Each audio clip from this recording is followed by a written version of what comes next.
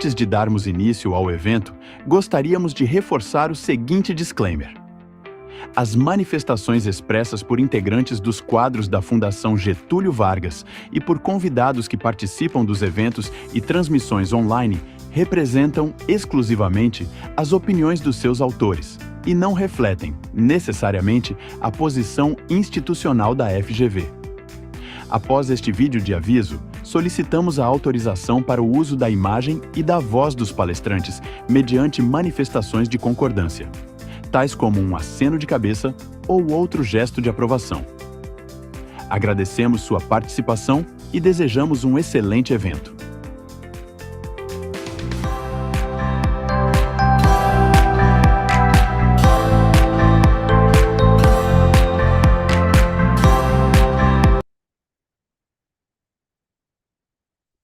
Hello, welcome everyone to this webinar on the impact of the EUDR in Brazil. Yes, let's confirm that we agree to be filmed, okay? Thank you everyone. And let's start our webinar on the impact of the EUDR in Brazil, discussing challenges, opportunities, and pathways for implementation. This is organized by the FGV Center for Global Law and also by the Jean Monnet Center of Excellence on EU Latin America Global Challenges. And this is co-funded by the European Commission under the auspices of the Erasmus Plus program. I am Paula Wojciechowicz Almeida. I'm the director of the Center for Global Law and also of the Center of the Jean Monnet Center of Excellence. This event is organized with the support of the Instituto Clima Sociedade, with the objective of discussing the challenges and opportunities related to the indirect implementation of the European Deforestation-Free Regulation, the famous EUDR, especially in Brazil, as well as to outline considerations for the prevention and mitigation of potential conflicts. As we all know, the European regulation, the European Deforestation-Free Regulation presents challenges and also opportunities for producing countries. This regulation lays down rules regarding the placing and the making available in the on the European Union market, as well as to export from the European Union of 7 specific commodities and their subproducts, such as cattle, cocoa, coffee, oil, palm, rubber, soy, and wood. And some of them will be discussed here today. Brazil is a host of an extensive forest area and also as a major player in the international trade of relevant commodities has shown a special concern with the EUDR implications on its economy and also in its society. And our webinar is part, and I'm going to share my screen now with you. Yes. Yeah. Can you see it? Is it okay? So perfect. This webinar is part of this project on monitoring the regulatory impact of the EUDR in Brazil, and this is funded by the for the Instituto Clima Sociedade and also by the European Union under the auspices of the Erasmus Plus program. So I'm going to just to hear my screen. Yeah.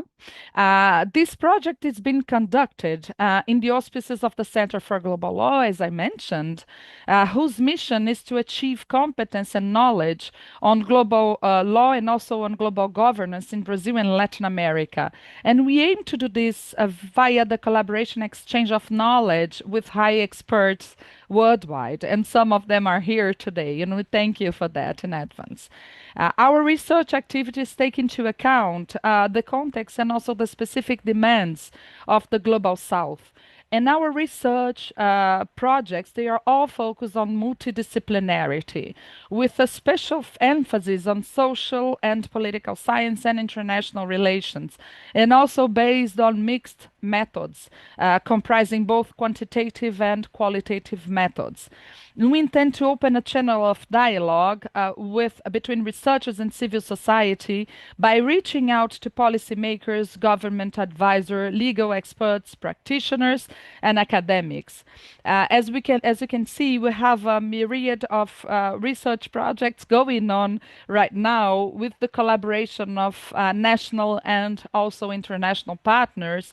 and most of them are funded by national and international institutions.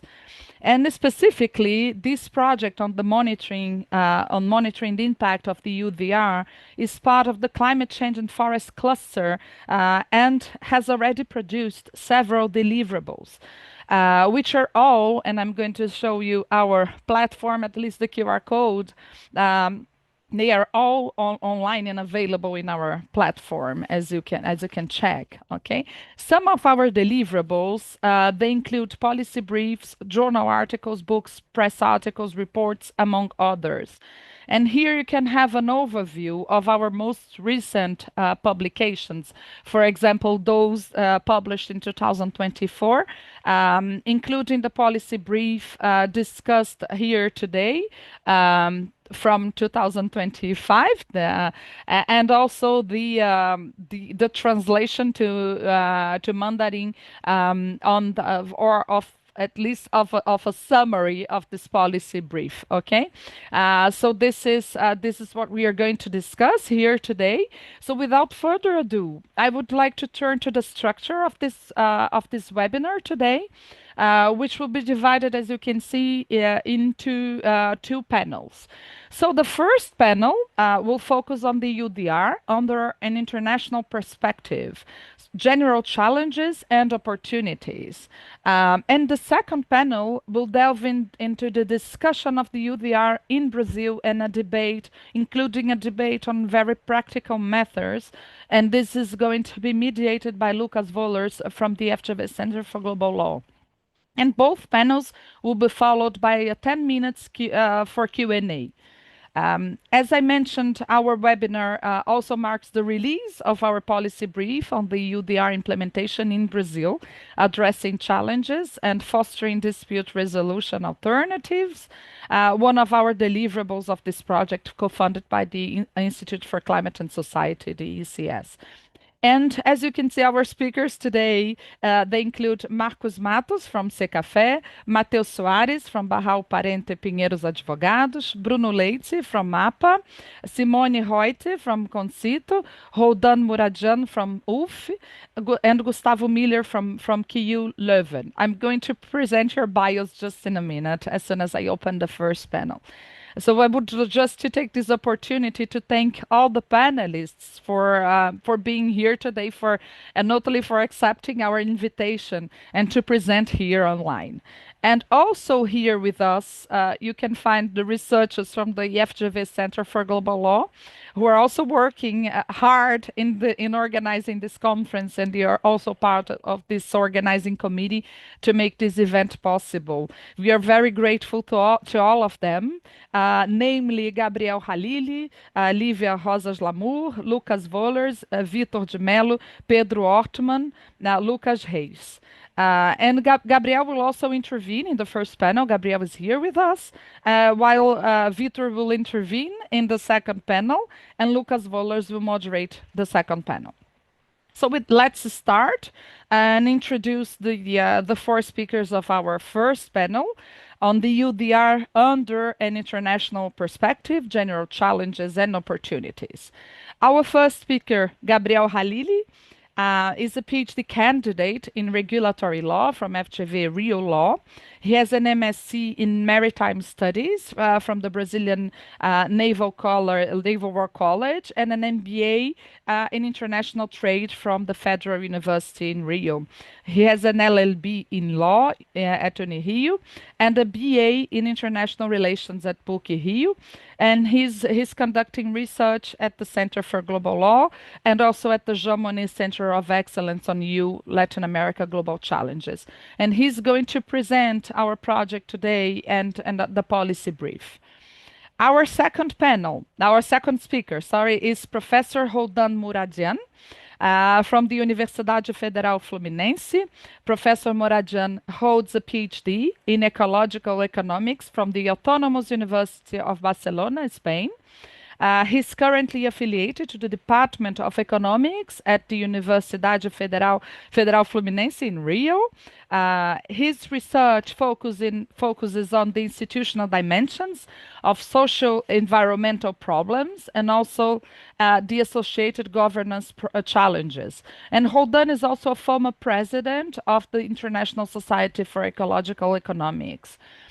Our third speaker is Simone Reuter, a senior analyst at the think tank Concito, where she leads initiatives to advance sustainable food systems and also climate policies. With a focus on the nexus between agriculture and climate, she brings us experience in EU policy engagement and also collaborates with leading think tanks to shape ambitious strategies for agri-food system transformation, grounded in a strategic understanding of political economy. Her work bridges research and policy to drive systemic change and ensure alignment with international framework. We've also been discussing with Simone, and we had some meetings last year and before this conference on topics regarding the EUDR. So our fourth speaker is Matheus Soares Matos, partner at Barral Parente Advogados, where he leads the practice of sustainability, energy, and government relations.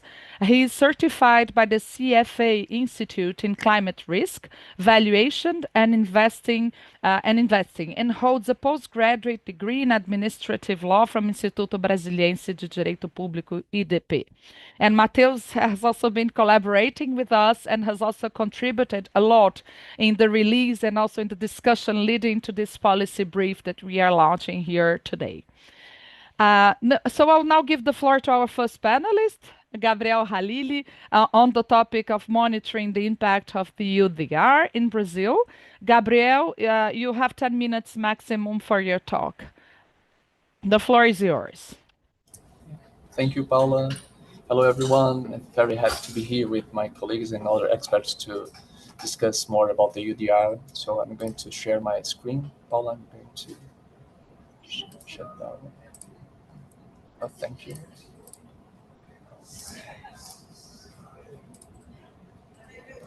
Hope you all can see the presentation. So once again, thank you all for your presence here. We are very glad to count with your contributions today. Now I'm going to discuss more about some inputs from our project, some of our findings, as well as some of updates on the EUDR. And my presentations is divided into three parts. In the first part, I'll briefly discuss the road to the EUDR. Then I will discuss some of the challenges that we've been mapping concerning the EUDR requirement, more specifically potential legal controversies and operational bottlenecks. And then in the last part, I will discuss some of the dispute resolution alternatives that may be used in case of controversies arising from these bottlenecks. As Professor Paula briefly discusses, and you may know, the EUDR comes as a product from the EU strategy concerning forest governance and protection, mainly arising from a gap on multilateral forest governance. The first major EU initiative, as we can see, came from, in 2003 with the FLEGT Action Plan, followed then by the 2005 EU licensing schemes, the Timber Regulation in 2010, which is often considered as a prototype for the EUDR, the Green Deal in 2019, and finally the EUDR in 2023. The EUDR was expected initially to try to force at the end of the last year in a general rule in June of this year for small and medium enterprise, but due to both global and domestic pressures, the transitional period was postponed by 1 year. So we will have it fully trying to force at the end of this year for general companies, and in June of 2026 for small and medium enterprises. As an overview, the EUDR lays down rules regarding the placing and make available on the union markets, as well as the export from the union of relevant products, as they are cattle, cocoa, coffee, oil palm, rubber, soya, and wool. These products may only be accepted by the European Union in compliance with the EUDR if they are deforestation-free, they have been produced in accordance with the relevant legislation of the country of production, and they are covered by a due diligence statement. So the EUDR provides for due diligence activities that comprise collection information, risk assessment, and risk mitigation. Also, the norm provides for a country risk classification system, which is the benchmark system. Is a very hot topic today that we'll be discussing more. More. So, in our project, we've been accompanying some of the UDR updates, and this year, the first semester, had some interesting um, developments regarding the norm. First, we had the simplification package, which comprised the second version of the guidance document and the fourth iteration of the fact document, both of which aims to bring clarifications and further address common concerns about the legal tasks of the UDR. The delegated act in its respective public consultation, which aims to discuss the expansion of the product scopes of the norm, the Annex 1, and the benchmarking methodology, which brings a risk-based approach to classify countries on deforestation. So, as I briefly introduced an overview of the UDR, I'm bringing some of the challenges, and both conceptual challenges and practical challenges that we've been mapping concerning the implementation of the UDR. So our first category is conceptual challenges or legal test potential controversies. Um, we identify conceptual challenges as gaps regarding definitions in all the general provisions of the UDR, including, for instance, lack of clarity, criteria, or broader regulatory framework. Some examples are included in specific definitions within the legal text, which includes definition of forest, which the UDR adopts the false definition, even though there is no global consensus on this conceptualization, the lack of a minimal mapping unit area for deforestation, a deforestation-only approach, a time frame of 2020, which have been some criticisms that it does not consider a time frame that comprises different industrialization process, and the absence of legal deforestation hypothesis, for instance.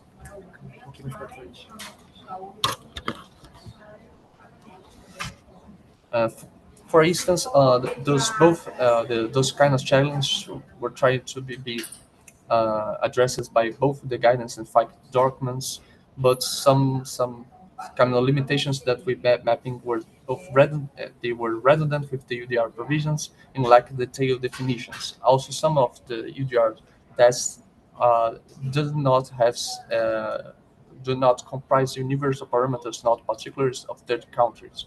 So those were some kind of conceptual challenges that we've been accompanying, both from analyzing the legal tests and both from stakeholders that we've been interviewing, as will be further presented by Vitor in the second panel.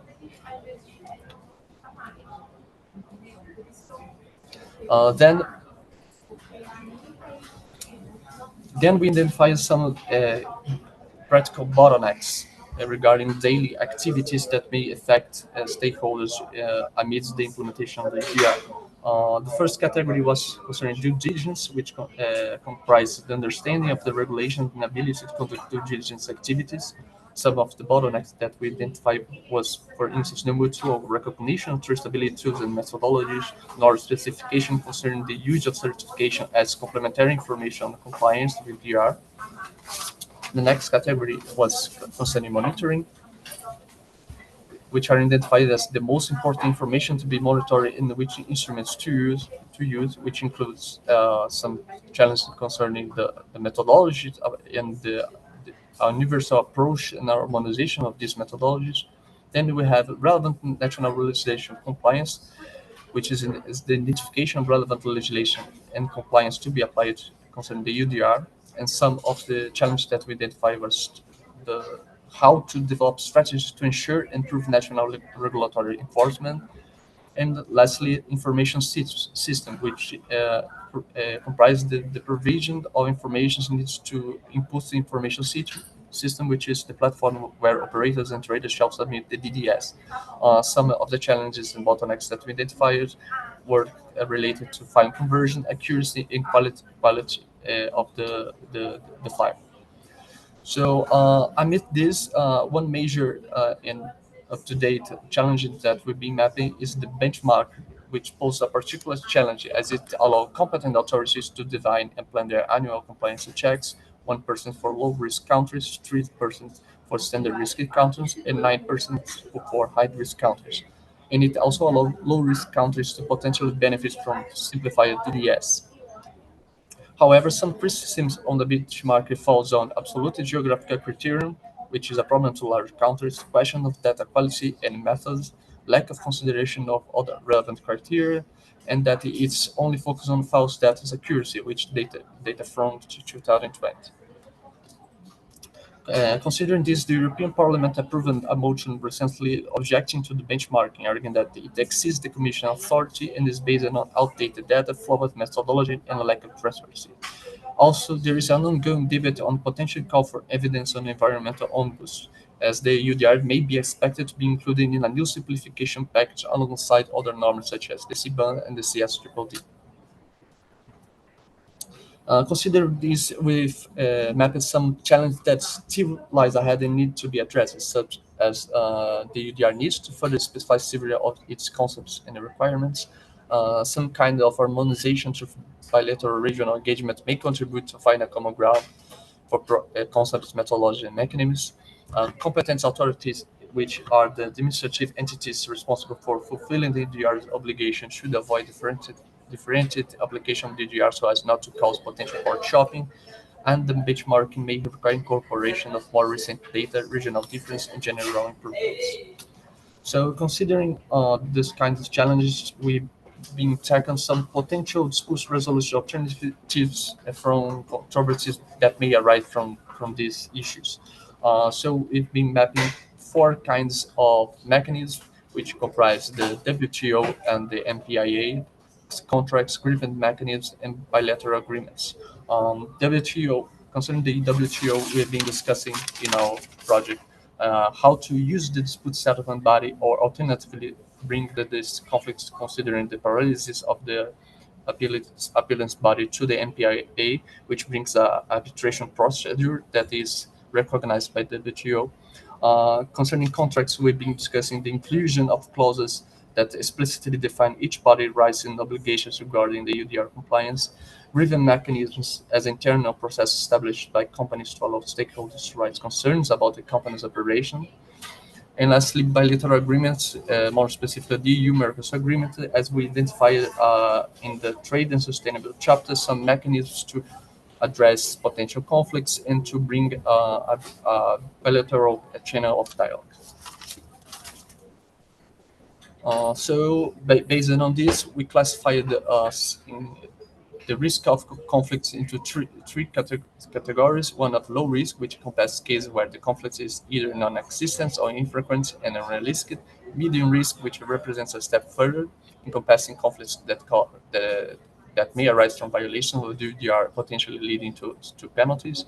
And lastly, high risk, which designates a scenario of concrete non-compliance in which the implementation of the UDR is rendered unfeasible due to the use non-recognition of the country due diligence tools, documents, norms, and similar mechanisms.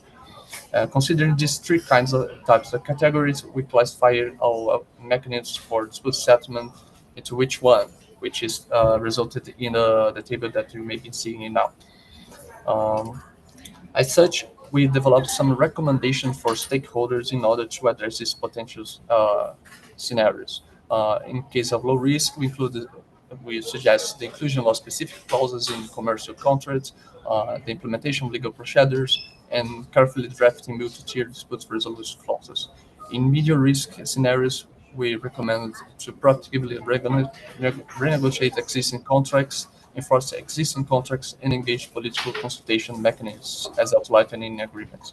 Finally, in a high-risk scenario, we recommend to formally question the legality of the UDR under the WTO framework, or alternatively bring the dispute to the MPIA, which may be considered an option considering the paralysis of the appellant's body.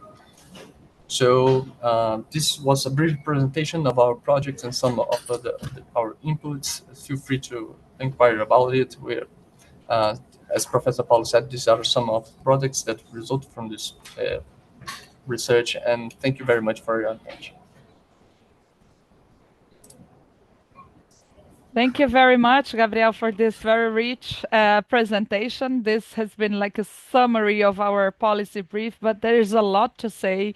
We admit that we've been discussing for so long how can we summarize all these new developments and all the challenges that we are facing nowadays. We've been facing since the discussion of this norm in Brazil, and Gabriel managed to organize this and to discuss the main challenges and also address the most recent updates brought by the European Commission. But there is still a lot to discuss, and we are willing to hear you on that.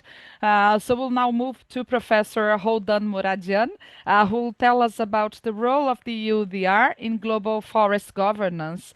And you also have 10 minutes for your presentation. Please, Professor Roldan, you have the floor. Well, thank you very much for the invitation. I'm sure the discussion will be very rich and interesting. So I just, since I have only 10 minutes, I just want to give you an overall picture of where this regulation is placed in terms of the global governance of forest, and more specifically in the recent history of global governance of forest. And I take the opportunity also to bring into the table the comparison of the EUDR with a new mechanism that is prepared by the Brazilian government, and it's going to be launched in the next COP, COP30 in Belém, which is the Tropical Forest Forever Facility, which I think is well, must be part of the discussion because these two regulation or these two initiatives have the same goal. So I think it's very important to discuss to what extent they are complementary or they conflict with each other. And I think we can characterize these two initiatives as simplifying as a kind of carrot and versus stick type of intervention and type of policies where the Tropical Forest Forever Facility represents the carrot, and the European Union Deforestation Regulation represents the stick. I'm not going to have time to summarize or to explain in depth what is the TFFF is about, but basically the proposal of the Brazilian government jointly with other countries with large tropical forests like Colombia, Ghana, Malaysia, Indonesia, the Republic of Congo, is to create a global sovereign fund that will invest the capital received from investors and from countries, and then part of the revenues, part of the profits will be allocated to forest-rich countries for creating incentive for the conservation of forest. And it moves out of the logic of RED, for example, the RED policies. So it is not really related to carbon stock, but to the conservation of forest. And the point is that, well, why these two initiatives are important, my understanding, and it's something that I wanted to share with you here, is that both of them, they represent, a new generation of policies for the global governance of forest, and what we could call a kind of third generation. I will not have the time to explain the recent history of global forest governance, but I will try in the few minutes I have to summarize that history that actually started in 1992 here in Rio de Janeiro with the UNED conference. And basically, in the Rio conference, states started a negotiation to create, with the possibility to create a global forest organization. And actually, there were negotiations during several decades about the possibility of creating a global forest regime. The result, however, has been a failure to create such an organization, and then basically there were only non-legally binding agreements between states.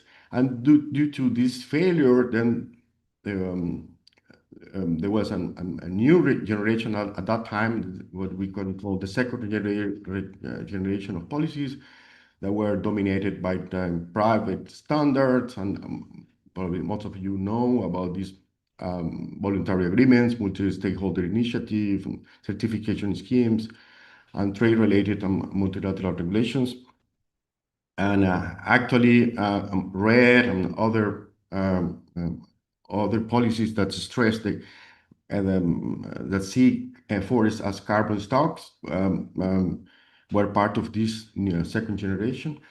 But well, summarizing, basically, there was also kind of a failure in the sense that these new policies were not effective enough to stop deforestation. And then that was the motivation to move into a kind of third generation, that what we have now. And the main difference between the third generation and the second generation, first of all, is that we're moving back into a kind of public policy, because EUDR represents a public policy. And secondly, what is most important of the EUDR is this notion of deforestation free that goes beyond the national the national definition of legal deforestation, and therefore this kind of represents a sort of unilateralism. So it's a combination of public policy with unilateral decision, which is framed by the fall of the WTO and the fall of the initiative for the multilateral governance of trade in general. But we can say that is even broader than that. We are living a kind of crisis of multilateralism at the global level in different fields, not only in trade, but also in the field of environmental and climate, etc. And the other proposal from the Brazilian government move away from the let's say the carbonization of forest. Since these payments are going to be fixed payments per hectare, and it doesn't depend will not depend, well, that's the proposal, it will not depend on carbon stocks. So since I have only a few minutes, I just wanted to summarize the main differences between these two proposals.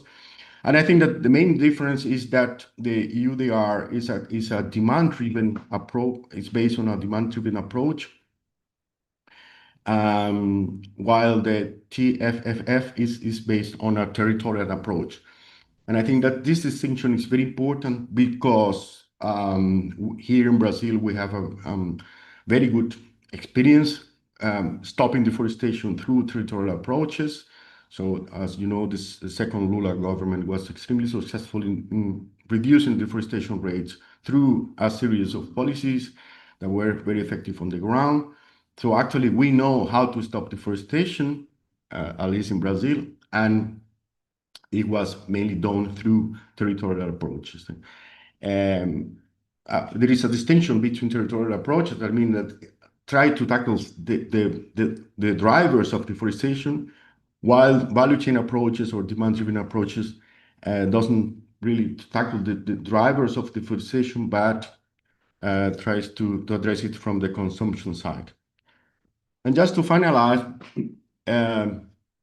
summarize some very, very complex story, I just wanted to bring some points for discussion here. The first is that the experience, the literature we have, I think we can summarize it like saying that territorial approaches have higher chances to be effective to reduce deforestation as compared to demand-driven and value chain approaches.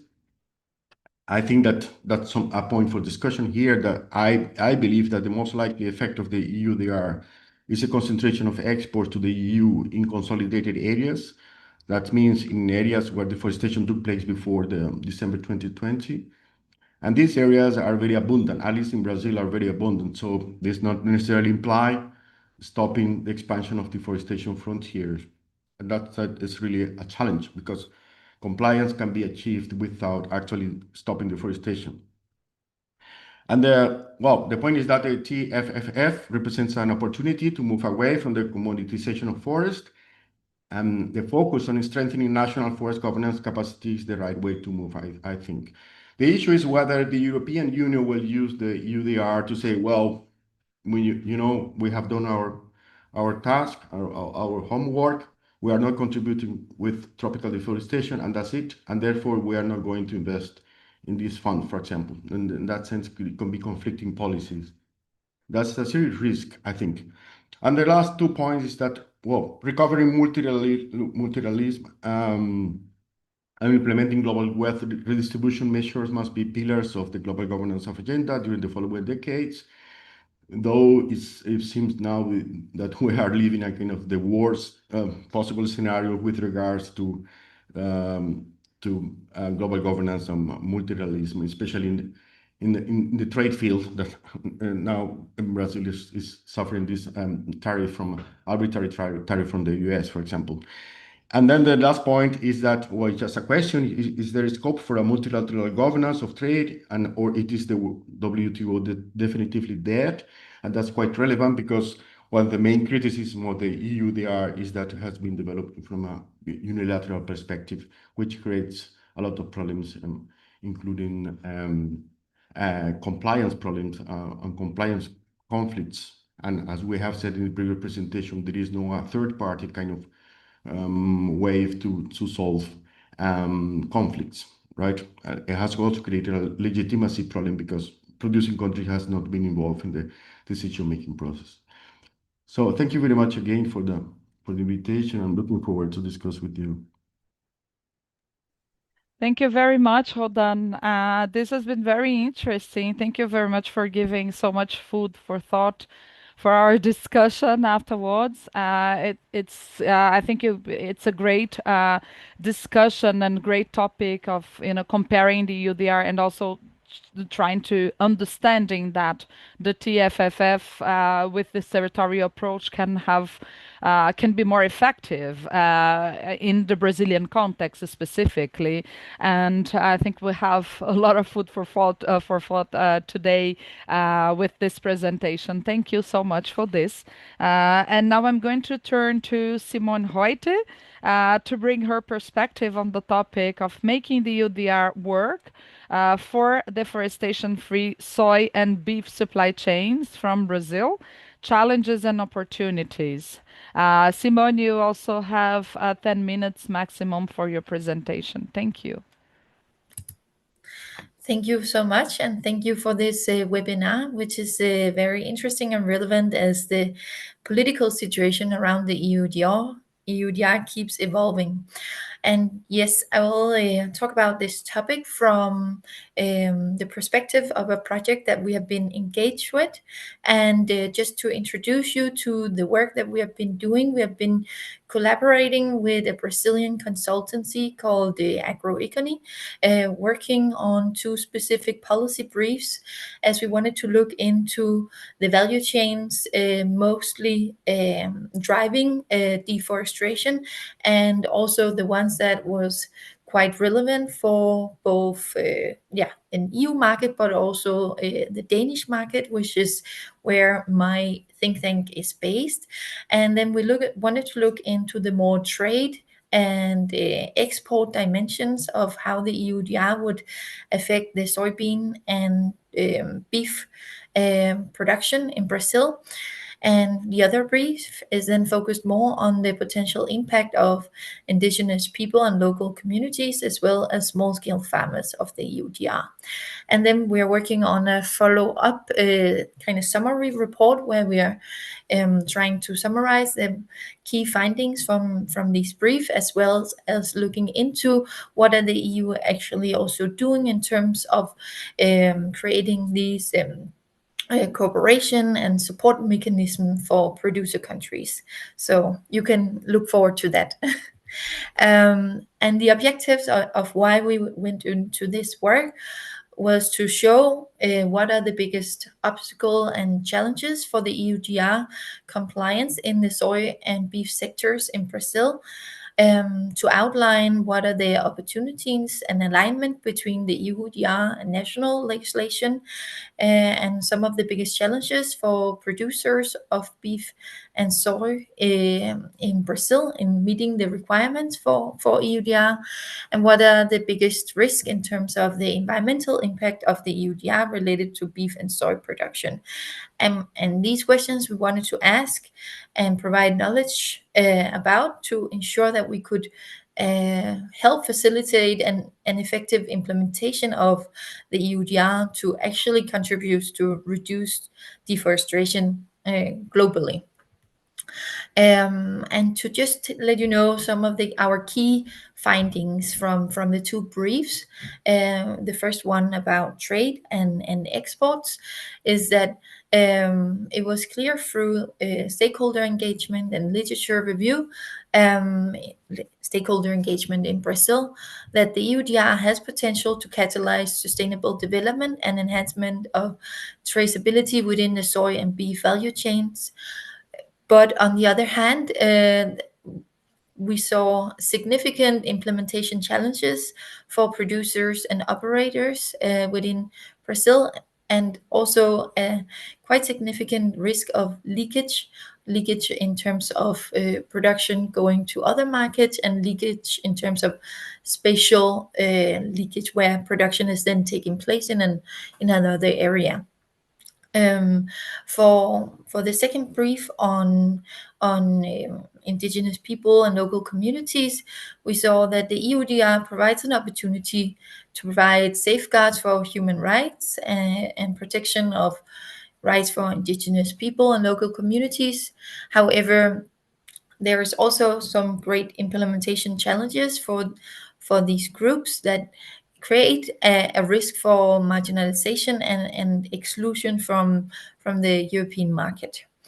And to dive a bit more into these opportunities and risk, we saw that the EUDR has already encouraged investments into traceability systems, both kind of publicly and nationally initiated, which it will improve transparency and accountability within the supply chain.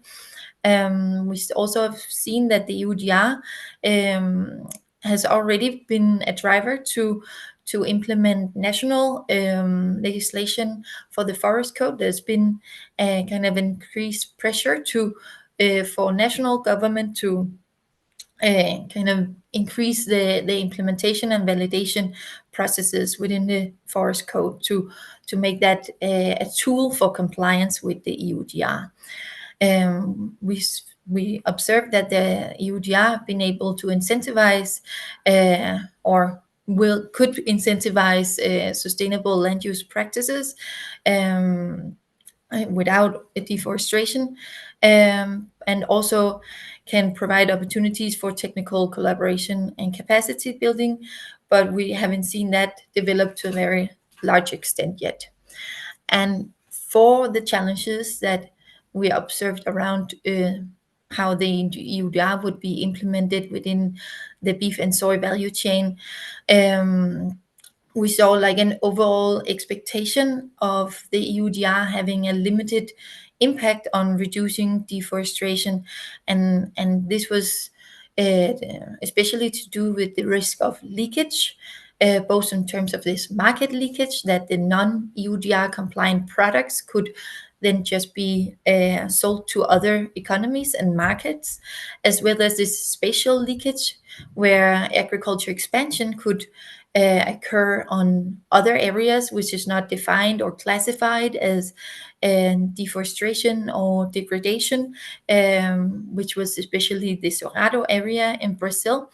And that is a quite significant risk, and there's no real mechanisms within the EUDR to reduce this risk. Then we also saw that even though EU and Brazil have a lot of trading, the EU is no longer the important trade partner for Brazil, and represent a small fraction of especially the beef production, and a larger fraction for the soy, but not the biggest exporting market. And we also saw that today already there is quite high standards for to comply with, to place products on European markets, both private standards and other legal requirements. Um, and then one of the major challenges was also this misalignment between the EUDR and the National Forest Code, as the EUDR don't permit any deforestation after the cutoff date, and there is legal deforestation allowed within the Forest Code, and it creates a significant compliance challenges for producers. What was also highlighted was the significant cost and complexities within handling all the data that is required to show compliance with the EUDR. This was particularly for the soybean sector, as a segregation there is very costly and quite complex. And for the livestock sector, it was less so, but for the first stage of the livestock production in the calving rearing, there was some challenges with transparency in the data as well. And the EUDR also poses risk towards having entire areas being excluded from the European market, which depends a bit on how the benchmarking system is implemented. In the brief about indigenous people and local communities, we saw that for the beef and soy sector, it was quite different, as this group does not engage much with soybean production, which is for export for Europe, but do have quite some participation in the calving rearing production for the beef supply chain. We also observed that some companies could assess having indigenous groups and local communities near or within their supply chain could maybe incentivize companies as to classify it as high risk, as they then need to have an extended kind of risk assessment for their production system. And there was a fear that this could actually exclude and further exclude this group from producing to the European market. And then for the beef production for export to Europe, there's already quite some sanitary rules in place, which is required as traceability for the beef export, but it did not extend to the first part of the production in the calf production, where it is more likely that indigenous people and local communities actually engage. So they could experience some challenges in complying with this rule. Yes, and this is the last part, but these were just some of our key actions that we could recommend to ensure a more smooth implementation of the EUDR, that the EU-Brazil cooperation should be enforced to be able to align deforestation policies, even though that is not an easy task, but that was a very clear ask from the stakeholders and that we talked to. And there was also a big ask for a more positive market-based incentive, like a reward system, and that was also thought about how could that even be integrated within the EUDR framework. It could be maybe part of the benchmarking system, like if you improve over some time, you could actually receive more access. A need for And the next one is like a need for a streamlined and more clarity around the data collection and traceability requirements, as a lot of data need to be handled, and in what format was still unclear. And then that the benchmarking system should be tailored for accuracy and inclusivity, and that inclusivity should be thought about throughout the EUDR implementation process to ensure that these groups will also have access to EU markets and maybe be supported to have that even more. And this was my key messages for you today.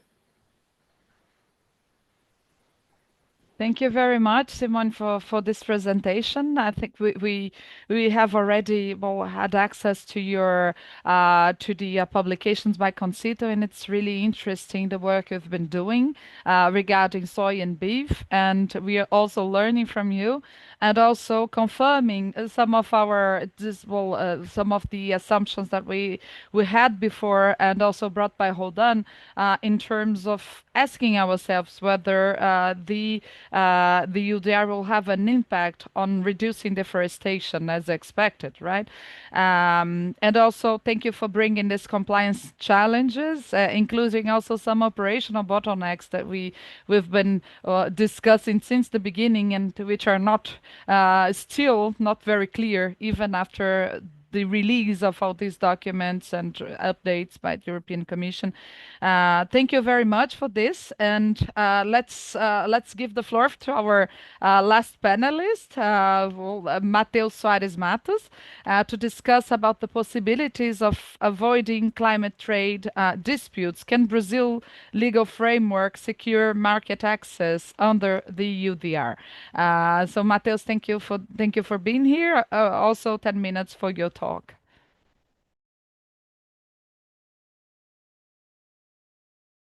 Thank you, Professor, and thank you for the opportunity to talk for this super qualified group.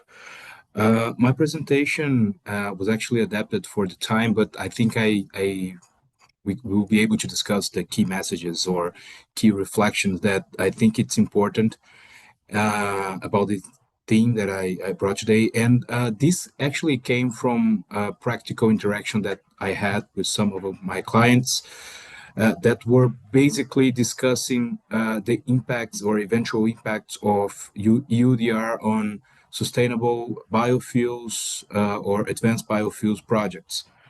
And something that came to my mind is the fact that we are here in Brazil in a situation in which we are investing or fostering investments in projects for the biofuel productions that are basically based on soybeans as a feedstock. And these companies are reaching or aiming for the CORSIA implementations and the mandates.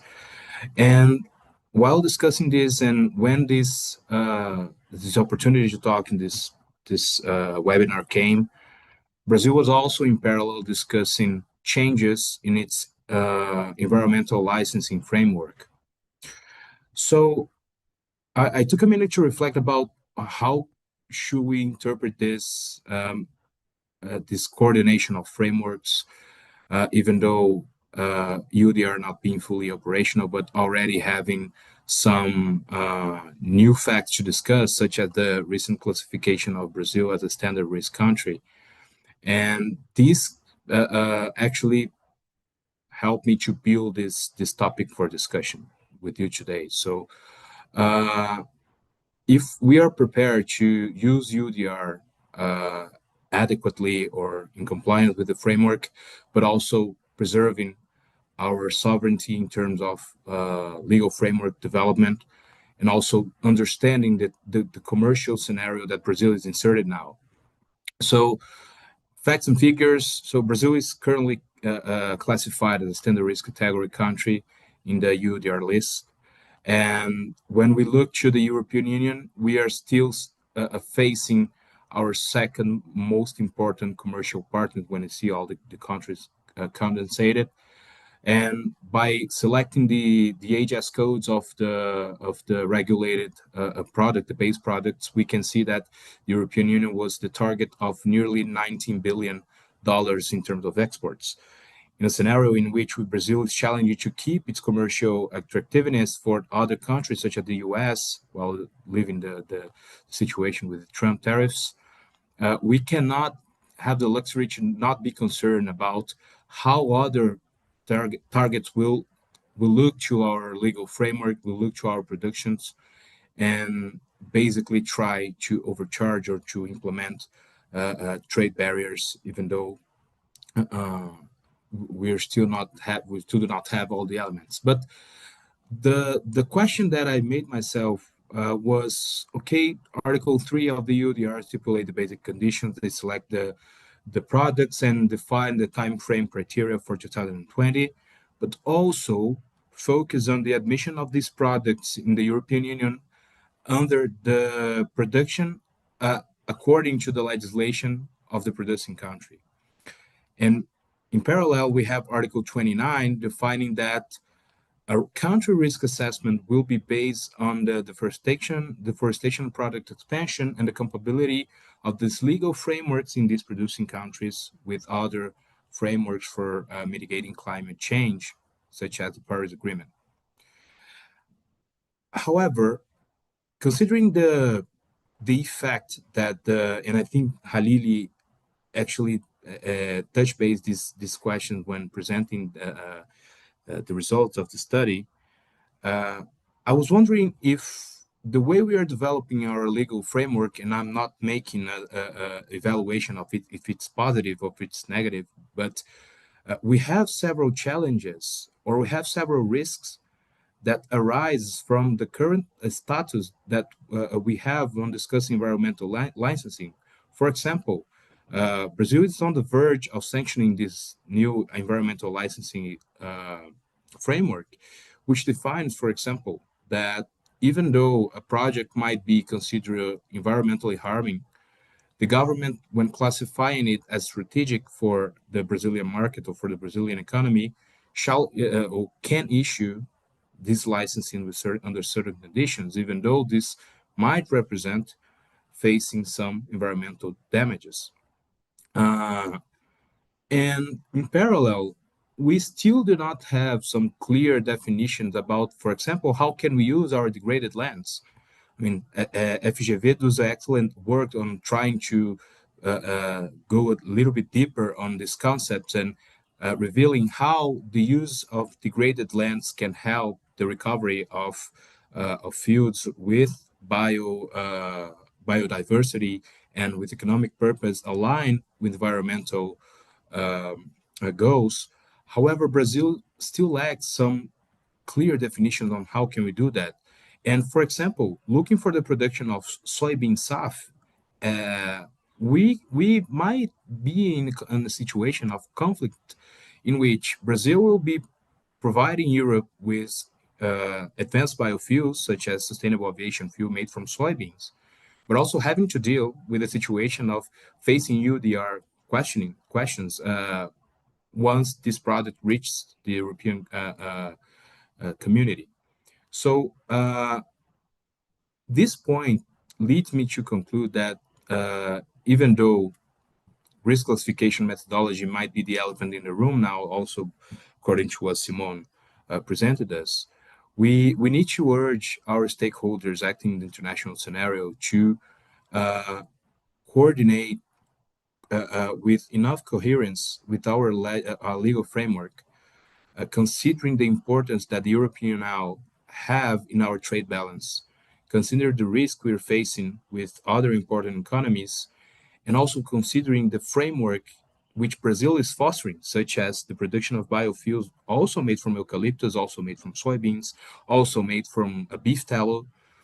This will be the verge, this will be the pathway of growth of that Brazil is choosing through the Fuels of the Future framework. The recent approved carbon markets, is all of these together incentivize these productions of products or advanced products, but also that are restricted by the EUDR somehow.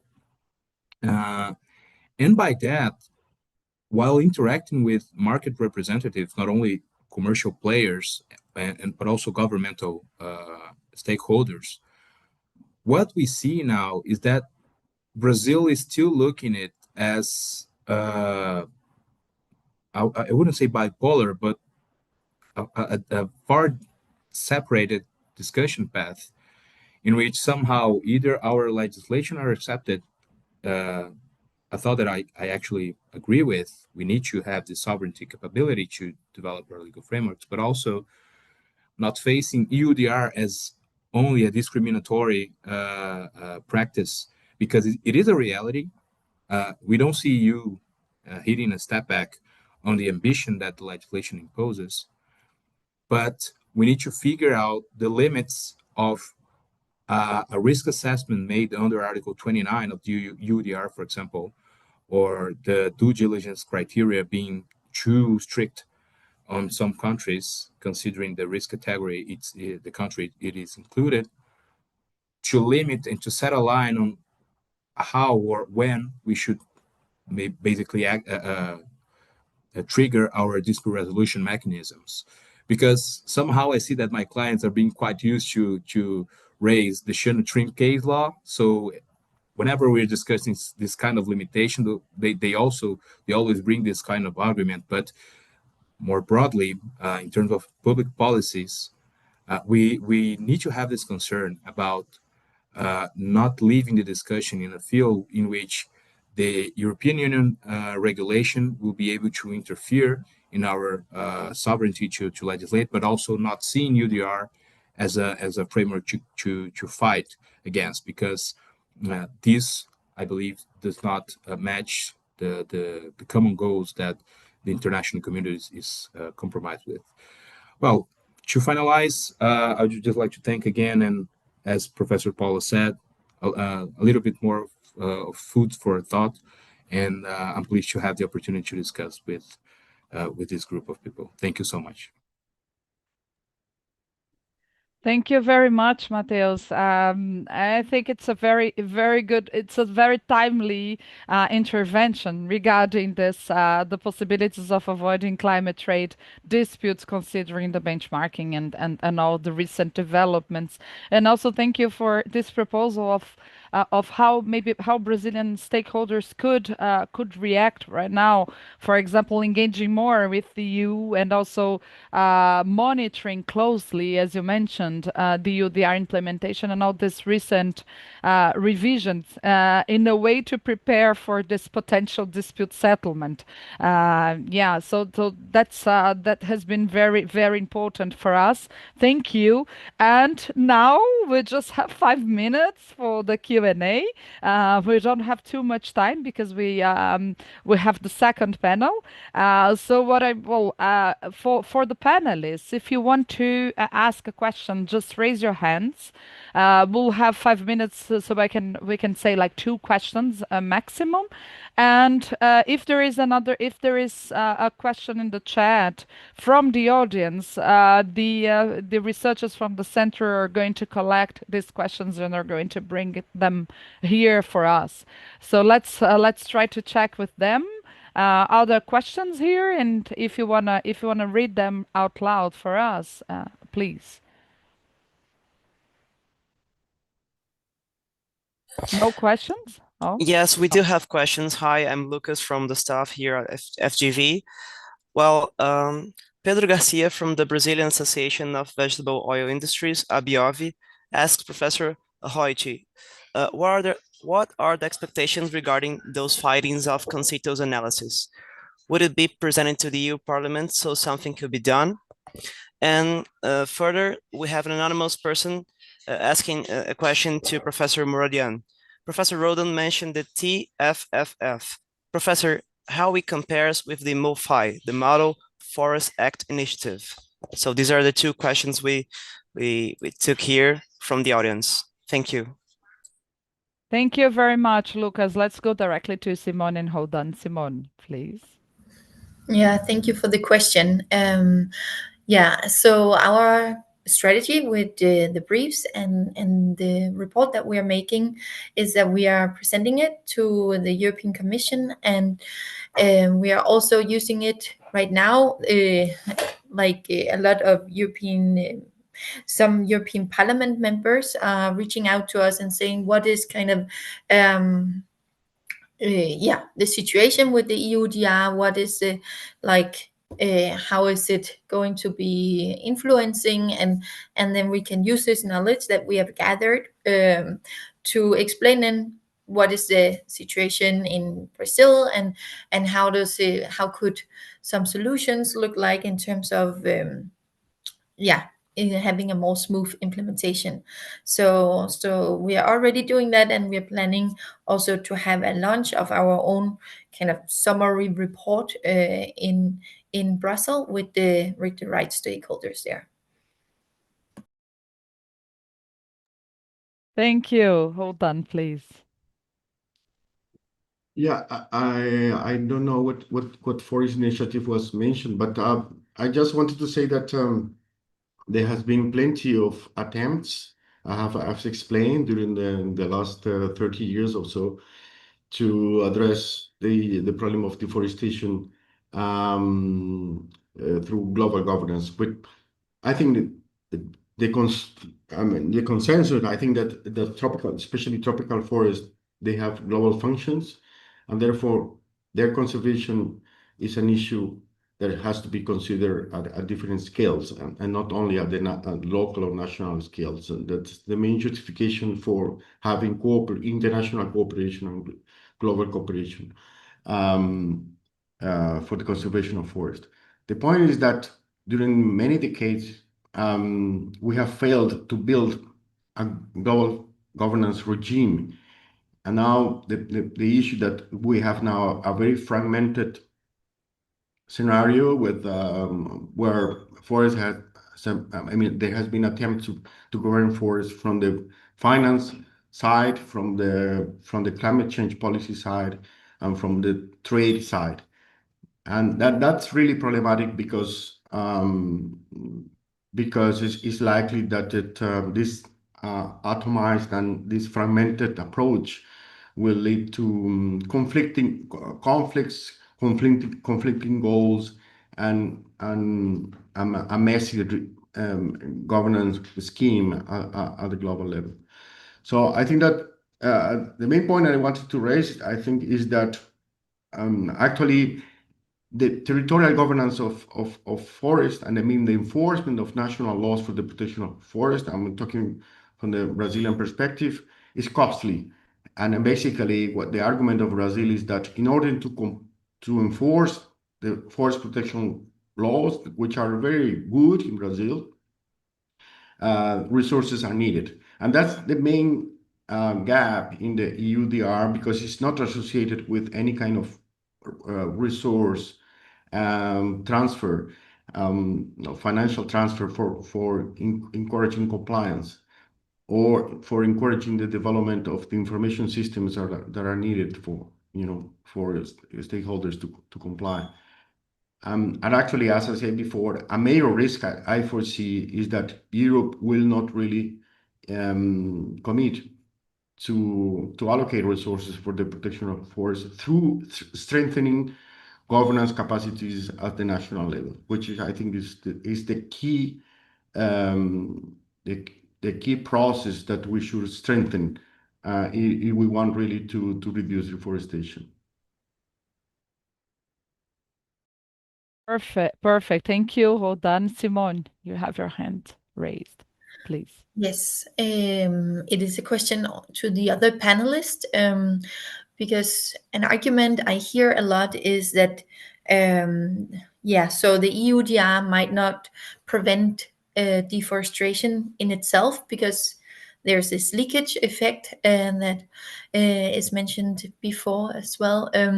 But many are hoping for like a Brussels effect, so that other economies would adopt similar regulations. There's talk about that the United Kingdom would adopt something similar.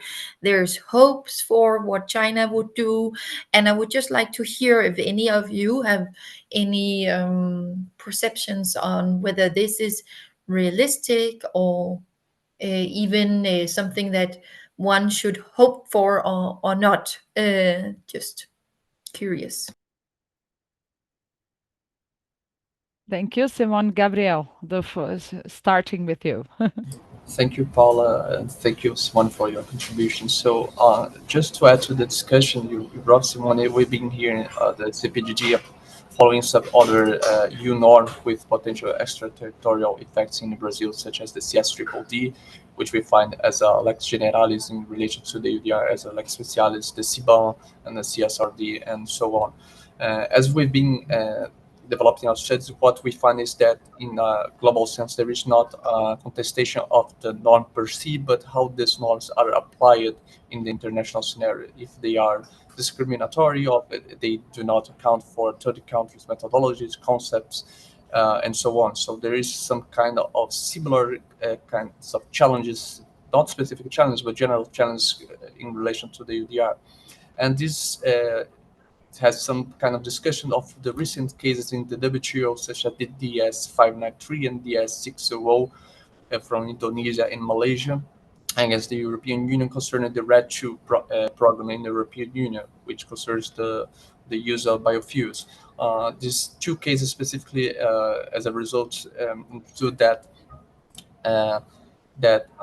these regulations are in compliance with the WTO, particularly Article 20 of the GATT, but they fail to be implemented in a non-discriminatory way, as they bring criteria and methodologies that are not under an international universal perspective and may be discriminatory in relation of some countries. So this is some interesting inputs that we found while also considering other norms, such as I said, the RED II, the CSDDD, and the SBAM.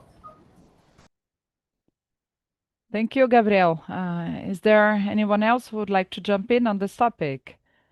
Well, if not, it would just ask Mateus to I see the staff and there are more questions. And okay, I will ask just one, and then we'll finish with the question from the audience, because I have just seen that we maybe will have a little bit more time because of the next panel. There's one panelist who is not here with us today, so this gives us a little bit more flexibility to discuss at least 5 minutes more. So Mateus, I just wanted to hear more from you, if you could further develop your argument regarding the Brazilian framework being misused on a discriminatory basis, as you were mentioning in one of the PowerPoints. And you mentioned it briefly, but I would like to hear more from you on this point. And then we will go back to the chat to collect one or two questions more. Okay. Yeah, thank you, Paul, for your question. The rationale is yet to be developed, but I think that this question is under Article 29 and following the definitions that we have in the first article of the EUDR, we see quite limited objective criteria for the risk assessment of the country. So, for example, we had three first criteria that are more objective, and one of them mentions the compatibility of the legal framework, for example, with the Article 5 of the Paris Agreement. Mm-hmm. My point of discussion is whether during risk assessment, when assessing the legal framework of Brazil to define its risk category, if the European Union will not be based on subjective criteria. And in this sense, we not only start commercial disputes, for example, if this project fails or not, the due diligence criteria, but also if a risk assessment is not corrected. We can see that Brazil already presented some letters or questions about the classification of the country as a standard risk in a letter from the last month, I believe. So I think we should also request during this EU interaction with the Brazilian government or even with Mercosur, the development of further criteria or more guidelines on how the European Union will interpret our Article 29 or will regulate Article 29 in order not only to guide the jurisdictions, the stakeholders or policymakers from Brazil or every other country that exports for the EU, but also so that this particular issue does not constitute a trade conflict matter. So this is why I think our legislation cannot be misused for this purpose, to use the sovereignty that we have to produce our laws as argument to limit our imports. So this is what I would like to have elaborated a little bit more. Thank you so much. Thank you, Matheus. Bruno, I see that you have your hands raised, and then I'll be back to the chat. Bruno, please. Okay, hello. Can you hear me? Okay. Yes, we Okay. can hear you. Just to complement your question, and ask the opinion of Matheus, because in this risk classification, it's clear for us that it's impossible for Brazil to be a low-risk country. It's impossible. We can do whatever we do, but we will never be a low-risk country. And the high risk it's political. It's not so. Our ambassador, Fernando Pimentel, the director of the Department of, I don't know, Commercial Policies in Itamaraty, they used to say that the standard is the new high. What do you think about this expression? Do you think that the European Union like this, that they have the notion of that? I mean, some of the categories, my understanding that being classified as low risk not only represents a positive thing, because you see that most of the countries that are there, it's because they neither have the capability to produce the goods to exports, or in fact doesn't offer the risk or is not seen as a risk economy for the EU scenario. I believe that as almost everything in life, the balanced situation must be in the middle. And when I don't actually see the European Union adopting a high risk posture against a standard risk country, because for economies such as Brazil, that is still fundamental for the European Union community, this might lead politically to a more balanced or to a more moderate posture. However, we in fact know that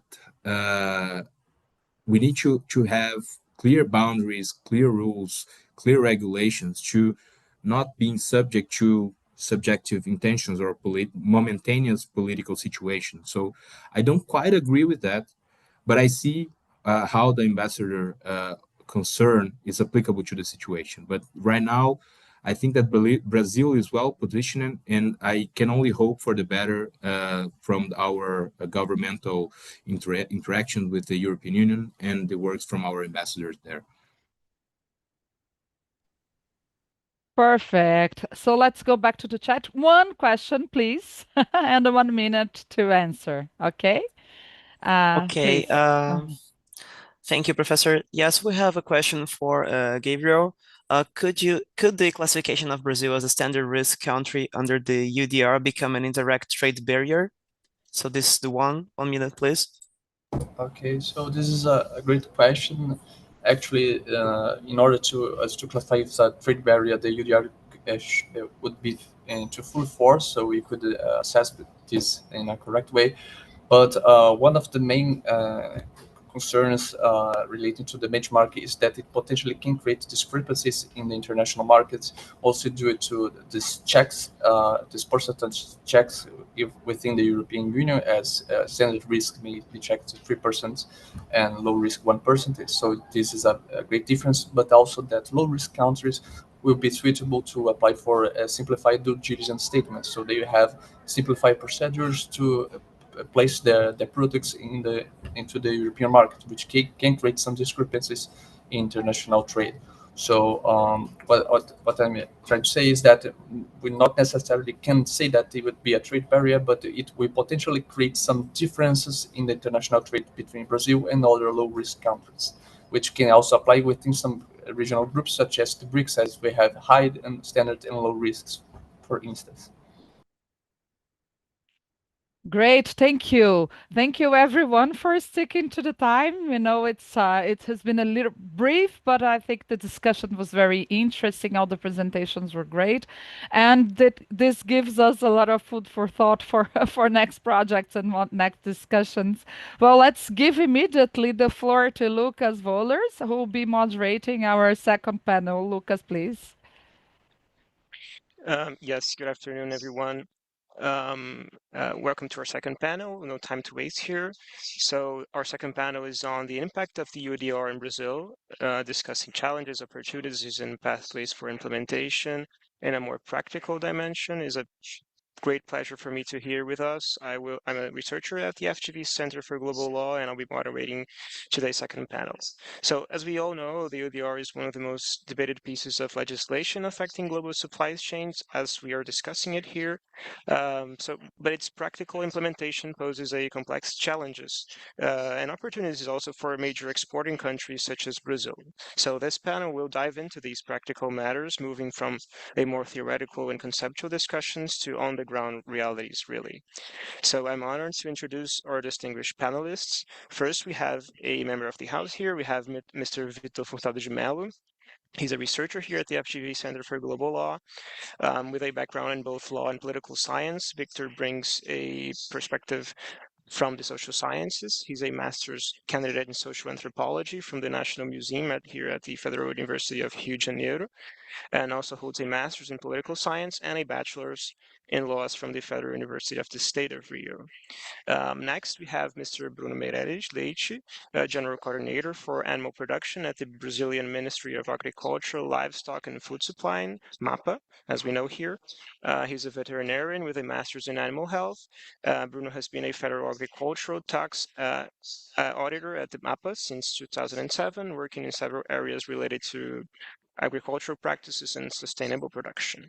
We should have Mr. Marco Matos, CEO of the Brazilian Coffee Exporters Council, the SECAFE, but he had a little personal inconvenience and could not be here with us today. So perhaps we have a little more time for our Q&A at the end of the session. And finally, we're joined by Gustavo Miller, a senior researcher and project manager at the Leuven Center for Global Governance Studies in Belgium. His work focuses on EU foreign policy, EU Latin American relations, and global governance. He manages EU-funded academic networks and events, including transcontinental projects on regional integration, EU external action, and international cooperation. So as Professor Paula has already mentioned, this panel will proceed in the following way. Each speaker will have 10 minutes to present their insights. We kindly ask the panelists to be mindful of their time. And after the presentations, we will open the floor for a 10-minute, 15-minute, perhaps Q&A session. So if anyone else in the YouTube broadcast would like to ask a question, please follow the instructions on the description of the video. So without further delay, I hope you all enjoy the discussion. Let's begin. And please, Vitor, you have the floor for 10 minutes. Thank you very much, Lucas. I'll be sharing my screen.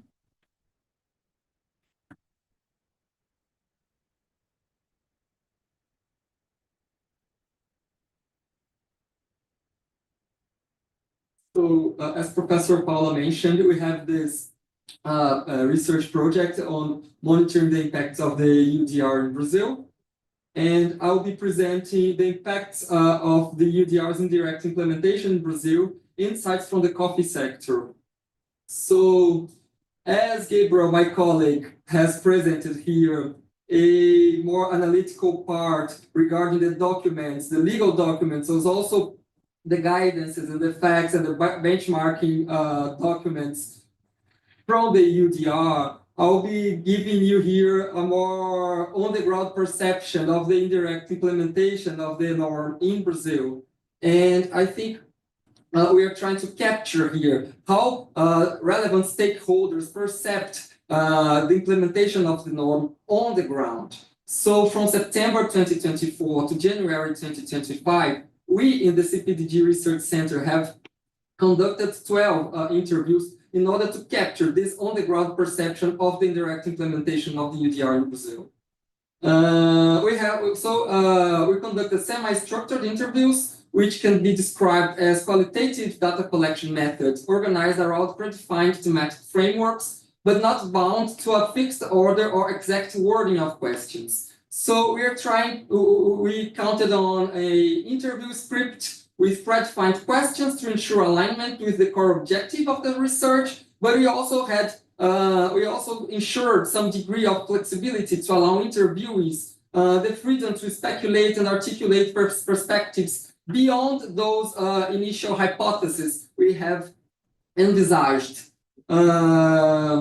So potential interviewees were identified by us researchers through a stakeholder mapping, targeting public and private actors with key roles in the implementation of the EUDR in Brazil. And after this first initial mapping, and after the conduction of the initial interviews, we adopted also the snowball sampling method, which through which previous interviewees were referencing the next interviewees. So in sum, we had 12 interviews, including several interviews with stakeholders from Brazilian government, including representatives from the ministries of Foreign Affairs, Agriculture, Livestock and Supply, and also from the Ministry of Environment and Climate Change.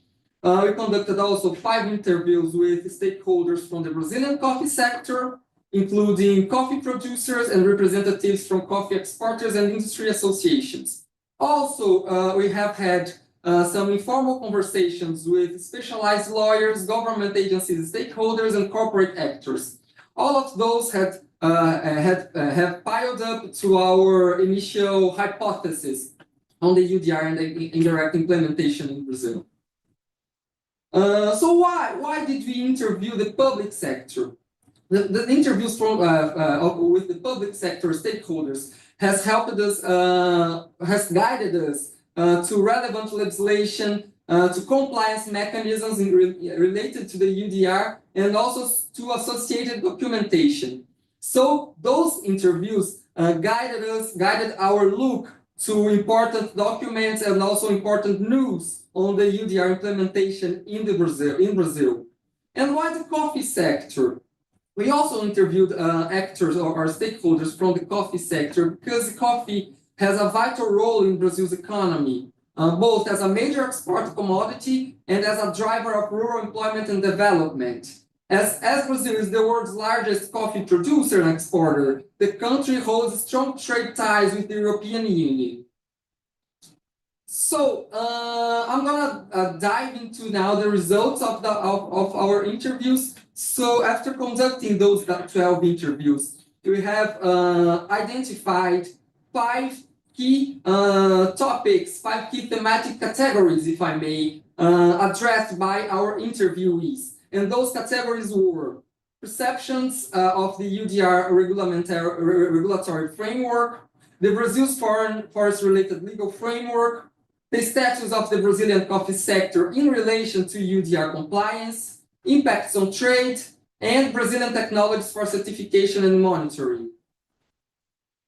The first topic identified by us was the perception of the EUDR regulatory framework.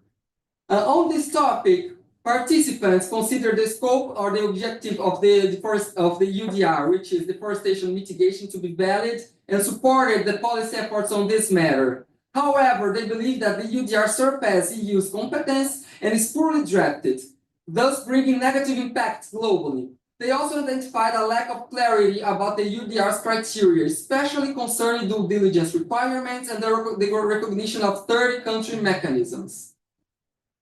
Our second topic was on Brazil's forest-related legal framework. And in general, participants recognized that Brazil has an advanced forest-related framework.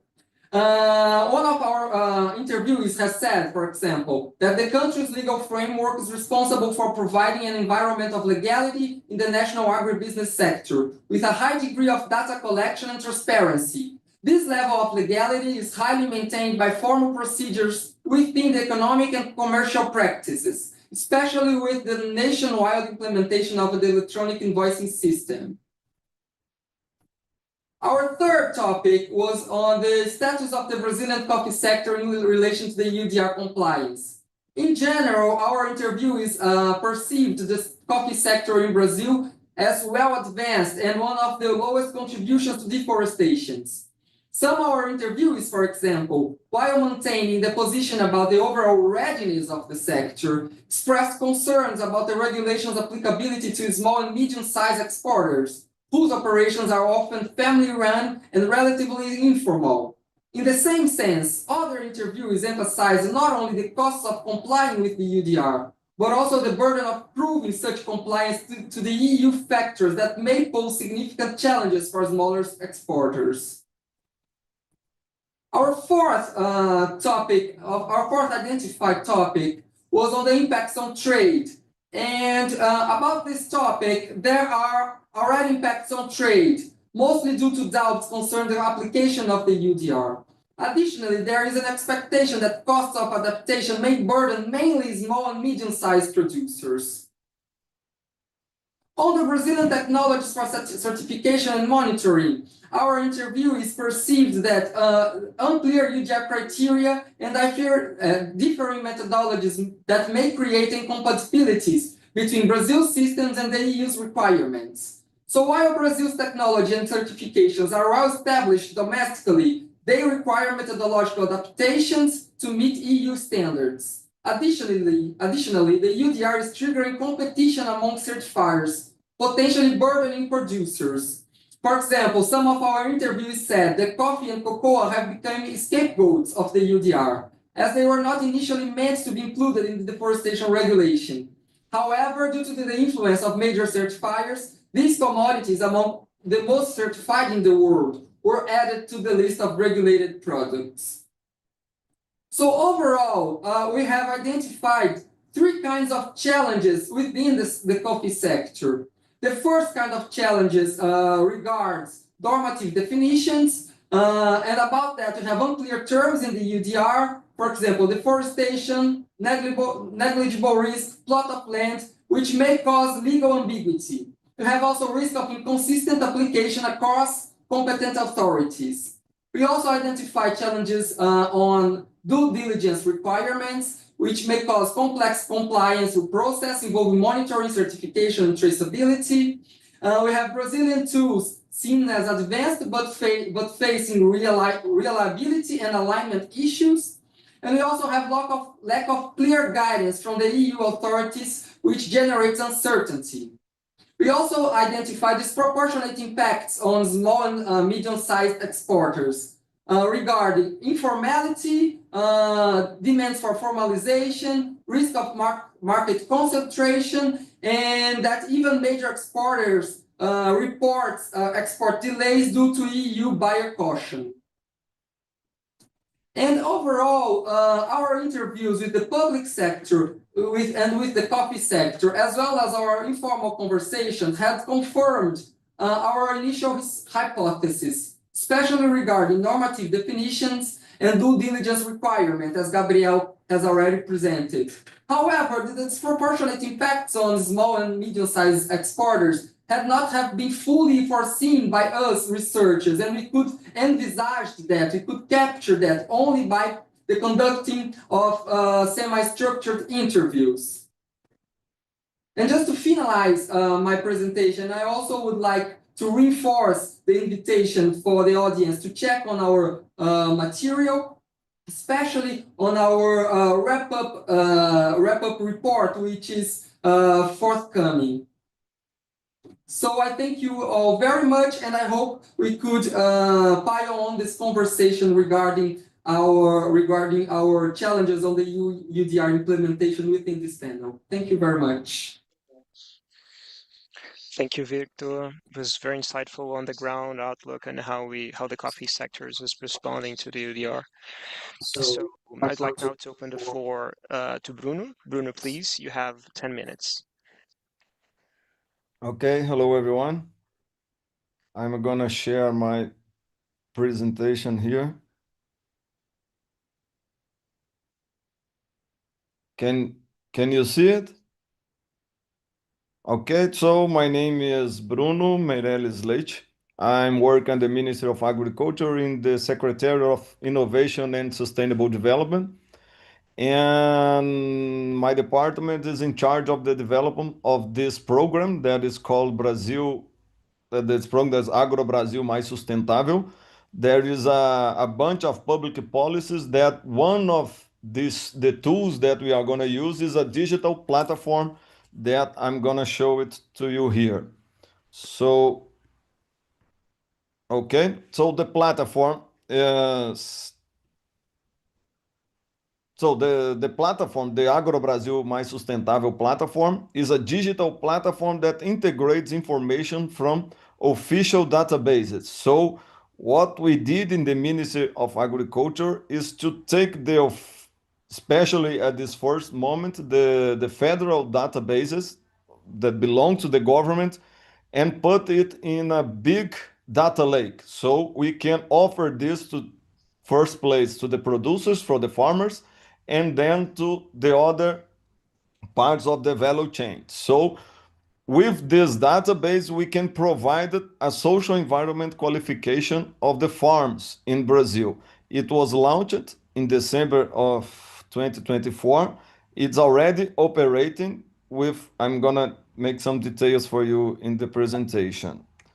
Okay, so when we start to develop this platform in the beginning of 2024, what we were thinking that the farmers in Brazil, they are analyzed, the farms are analyzed by everyone.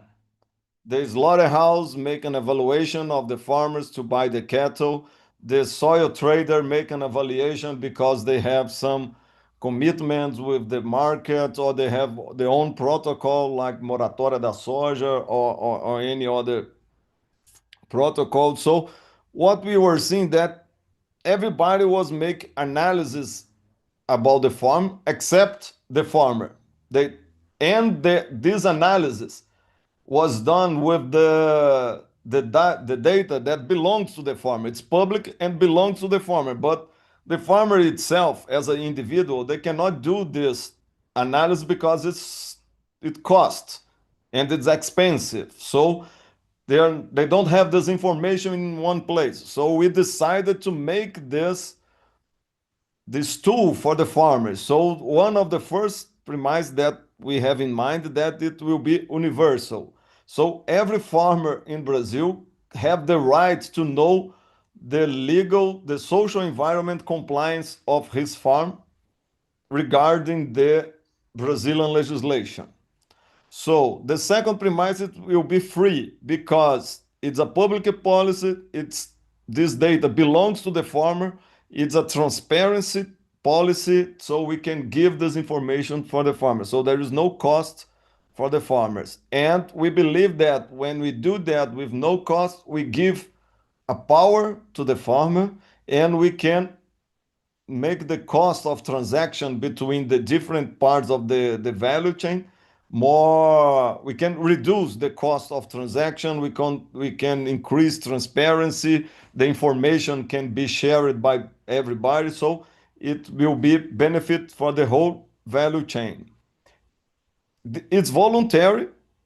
So the farmer, they go inside the platform, they make the qualification that it's a big diagnostic of his farm, and this information belongs only to him, to the farmer.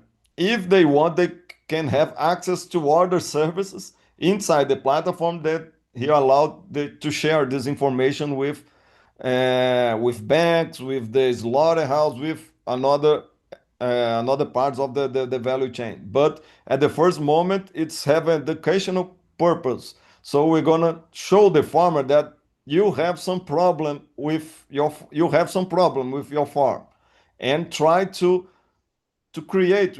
We are doing now is to create some public policy that can help these farmers that have problems to come back to legality, to come back to the formality. So it's one of the intentions of the platform. And then we understand the market demand to generate new products. So it's evolutive, our platform. So we can, as we have this big data lake, we can make some protocols, as for example, from more markets protocol, like the European Deforestation Regulation, like the UK or like the China or everyone that wants some to check if the farmer have a compliance with the national legislation. We have just to include the services there because the database is practically the same. It's adaptable and flexible in a way of technology, so we can use new technology because we are doing that with the state of the art of the technology that we have today as with SERPRO, that is our partner in this public policy. And it's integrative. What I mean integrative is that the farm can do the qualification of his farm, and we can make an integration with systems of, for example, for the slaughterhouse, for the trader, that we can send this information directly to the systems of these people. And we can also receive information as we are doing today for a Plano Safra. That's a big public policy to loan money to farms, that we can give some discount on the tax rate if they have sustainable practices. So the certifiers or the associations that have sustainable productions practice recognized by the Ministry of Agriculture, they go to the platform and give us the information about the farmers that they certify that they have these sustainable practices. So the platform can receive information from the private sector and also can send information from the private sector. So this is a public policy by the Ministry of Agriculture that we decide what the criteria, we decide what we are going to do. We have, in the beginning, we have the help of Embrapa to make some technological issues about the land use and based on the land use. And SERPRO, that I don't know if you are familiar with SERPRO, but SERPRO is the National Institution for Data Processing, is the main provider of IT solution for the Brazilian government. I know that maybe someone you don't know the name SERPRO, but we use it every day. For example, the GovBR, our drive license, our vaccination card is inside our GovBR, that's the governmental digital platform that is developed by SERPRO. Our taxes, it's inside SERPRO too, so it's very familiar to us. And what we do, once the farmer go inside the platform, we check they go inside the platform with the GovBR, so they go inside with a login, CPF, and password, so it's individual, it's very safe. So we make a verification in the National Rural Land Registration Database to check if this CPF, there's the number of identification of each citizen in Brazil. So we can see the farmers that are linked with this CPF or CNPJ. I don't know how to say CNPJ in English, but it's the identification of the companies here in Brazil. And then we bring all the farms that are linked with this farmer. And then once we have this, the farmer select the farm they want to do a qualification, and we check all the information about that farm. So we check the environment compliance, we check the social compliance, overlap with indigenous land, with overlap with conservation units, the land use and occupation, deforestation, we are using PRODs. So the farmer receive a report of deforestation in his land since 2008 informing the year of the deforestation and the size of deforestation that happened in that land, and the use of sustainable practices. So, and we check if they are the social environment, we check if they are in the dirty list of slavery work that from the Ministry of Labor. We check if they are in the IBAMA, né? If have some process in IBAMA, embargos do IBAMA, and we give a report for that producer. And this compliance with the legislation, he can use it in different ways. First thing that we are offering the producers is to access public policies. So the Plano Safra 2004-2005, we are going to have this year again. So they have a 0.5 discount, a 0.5% discount on the interest rate for farmers using sustainable practice. So the farmer can go there, we check if they have all this social environment compliance, check if they have this sustainable practice, and then we send this information to the banks so they can give this discount rate for the producer that wants to have access to Plano Safra. And one possible way that we are developing now is that with all this information, if the European Union accept that, we can make we are doing that as a service that the platform can say that this farm have a compliance with all this legislation, this social environment legislation that we have here in Brazil. And then the traders, they can use that to demonstrate the due diligence.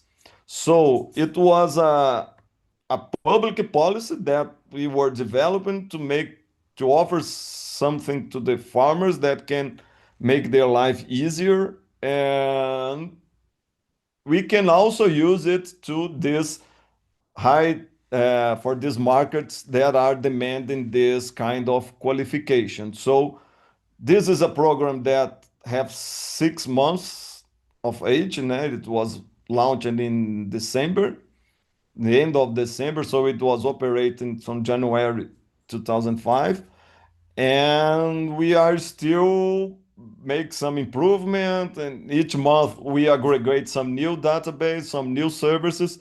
But what we have now, we believe that can demonstrate from public policies inside Brazil and to this demands from these markets of the Brazil can send our products. So if you want some more information about regarding the legislation, how does it work, it's available on our website. I will tell you that everybody can enter that with CPF and your individual password, but if you don't have a farm, unfortunately, you won't be able to go so much far in the platform because you must have a farm to make your demands inside the platform. And I don't know if I speak so fast here, but it was I have to show you, and I'm available here for any questions and now. Okay?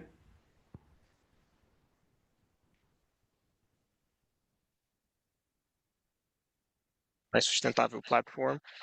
We are very curious as researchers undertaking this project and how this would work. So it's very nice for you to give us very nice insights on the system.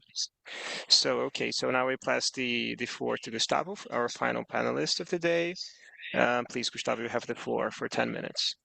All right, good afternoon, everyone, and thank you, Lucas, and also Paula and Gabriel for the invitation to talk about this very important topic, not only for Brazilian sustainable economy, but also for EU-Brazil relations and overall the multilateral trade system and the rules-based international order. So indeed, very important.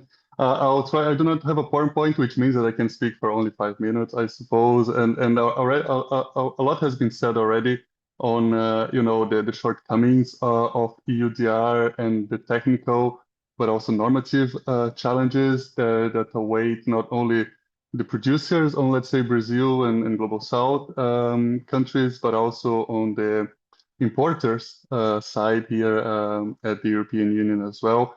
And most of these challenges are due to the fact, I would argue, that the EUDR is first and foremost an unilateral trade measure.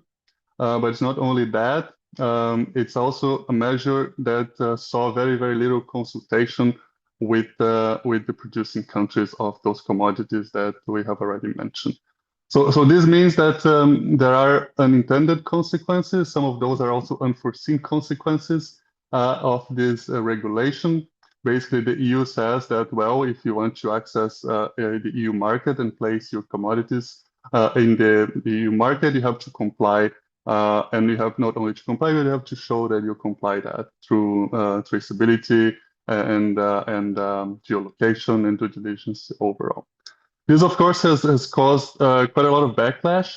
I'm going to talk about the backlash and the contestation coming from Brazil, but I think it's important to know that most countries that are in the Global South and that have forests, mostly countries that are in the equator, then Malaysia, Indonesia, Ghana, Colombia, Peru, so on and so forth, they also have contested it. But in certain ways, the EUDR seems to be tailor-made for Brazil, right? Because at least 5 of those 7 products are very, very important for the Brazilian agricultural economy. And so I think it's a very valid case study. And you know, while in the period of 2 years when the EU between the adoption of the EUDR back in 2003 and where we stand right now, 2.5 years later, this period has coincided with Brazil not only, of course, being a member of the WTO and be able to contest EUDR in the realms of the WTO, but it has also coincided with a couple of other important international actions of Brazil in different arenas, such as the G20 presidency, and also the negotiations between the EU and Mercosur for a free trade agreement, right? I'm just going to quickly go through how Brazil has contested the EUDR in those 3 or 4 different fora.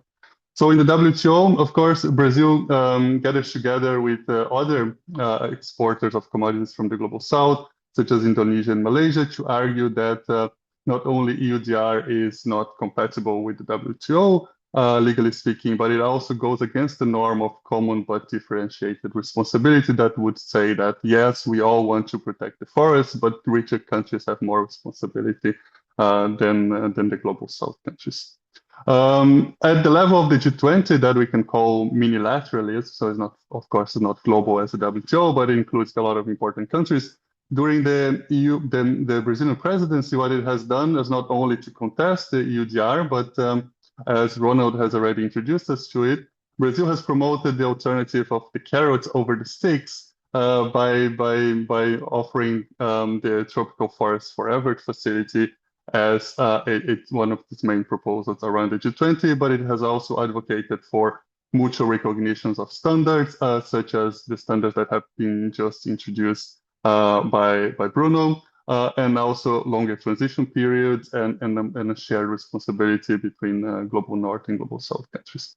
Finally, it's quite ironic as well that while Brazil and the EU were discussing the EU-Mercosur trade agreement, the EU puts forward yet another unilateral trade measure that could potentially serve as a non-tariff barrier, right? Because that's at the end of the day what the EUDR can cause, right? If there's no sufficient due diligence at all. So during those negotiations, what happens is, of course, that Mercosur and the EU are negotiating under the influence of that measure that was not yet applicable, but in the road to be applicable. And what Brazil, of course, rejects that unilateral sustainability addendum that was offered by the EU, but it also negotiates what we call a rebalancing mechanism that's built into the EU-Mercosur free trade agreement that basically allows any part of the agreement to seek compensation or adjustment to that free trade area that's being created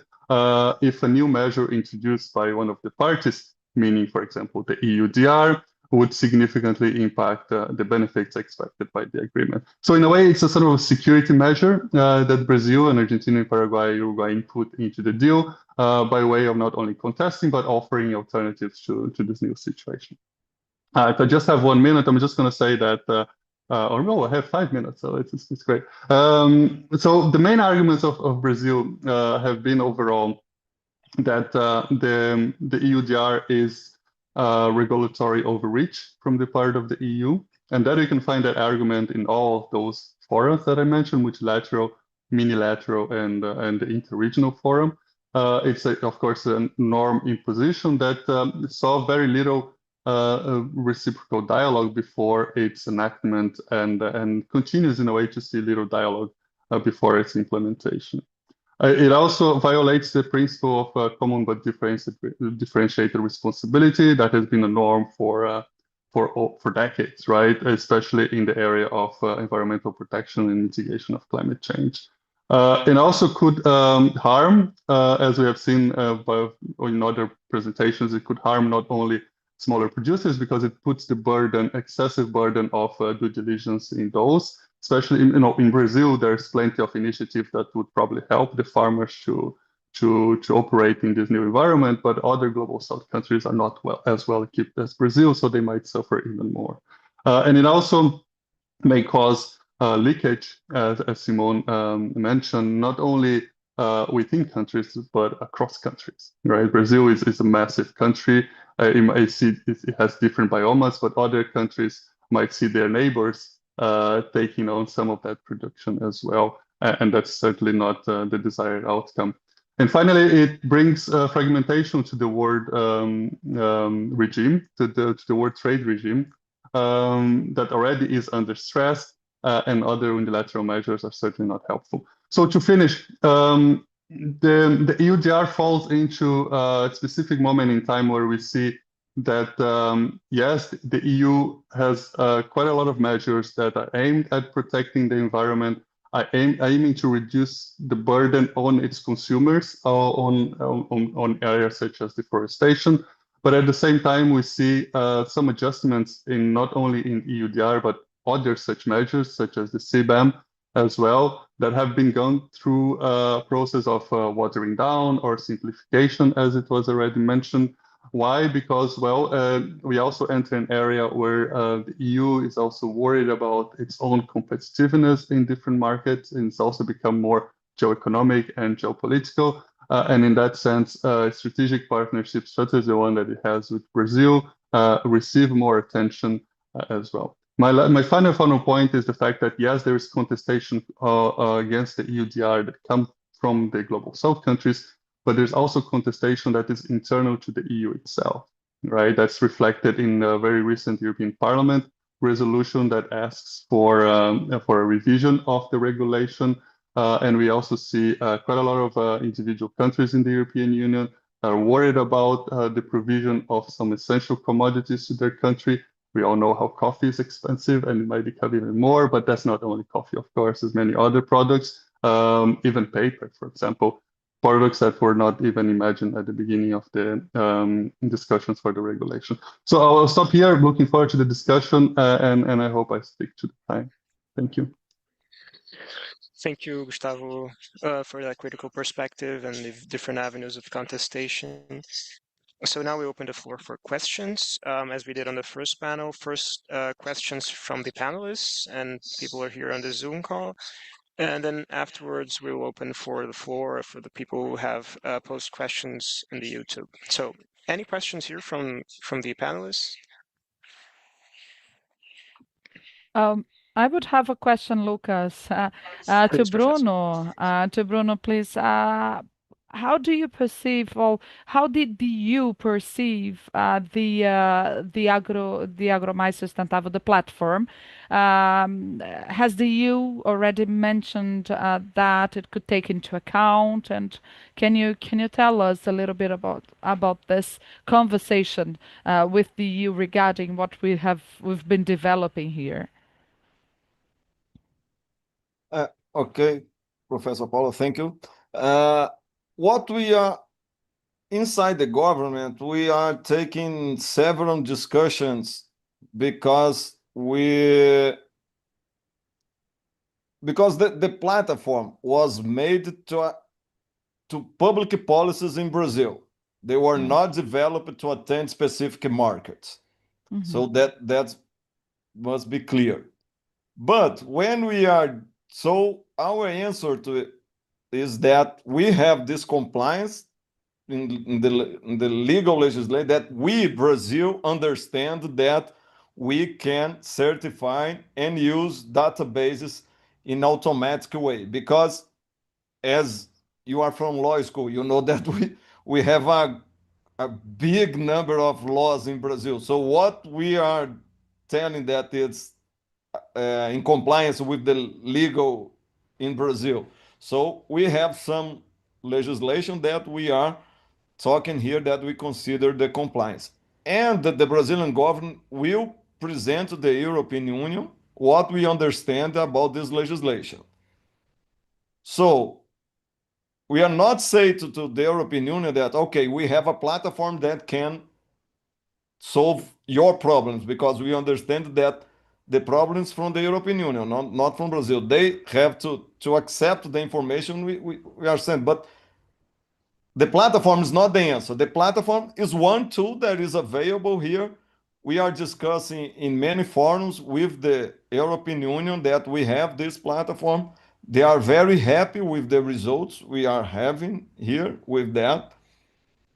And we believe that when the traders and everybody decided to use it, they can be useful for that matter. And we have a way to make external inspection and audition. So if we have someone that want to go inside to check what we are doing, we can open a specific login and a specific access to them.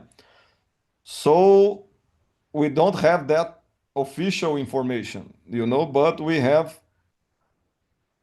hear that it will be well accepted there. Thank you, Bruno. I'd just like to ask a little follow-up question, please, on the other way around. If you have this information, of course, how have farmers been responding so far to the Agro Sustentável program? Do you have any input on this on the other side? Yes, what we are developing now is like a publicity or campaigns that to show that we have this in operation. We are expecting that with the beginning of the Plano Safra now in the end of July and August, we are going to have more access because of the discount rate, the discount on the interest rate and sustainable practice. So we are going to have more and more people using that. But so people that are using are very happy with the results. Of course, we have some problems. It's a big platform with big databases that we have to put everything together. And what we are telling people, especially from the industry, that this is not the final solution. This can give a part of the solution. For example, a farmer that everything is okay in the platform, the slaughterhouse, they do not have to pay for a company to make an evaluation of that farm, because it's done. It's for free. So I think that the people have to learn now how to use that in their internal process. Yes, thank you. Thank you very much. So we have a question from Vitor here at the room. Please. Hi, my question is addressed to Gustavo. So first of all, thank you, Gustavo, for your talk. And I found it especially interesting when you mentioned that the EUDR seems to be especially designed to Brazil, and you linked it with the Brazilian action, with the G20, and also with the Brazilian position on the negotiation in the EU Mercosur agreement. But you haven't mentioned the enhanced engagement of Brazil with the BRICS. And my question is whether you see also a link between the EUDR pathway and the Brazilian action or the Brazilian engagement within the BRICS. Thank you very much.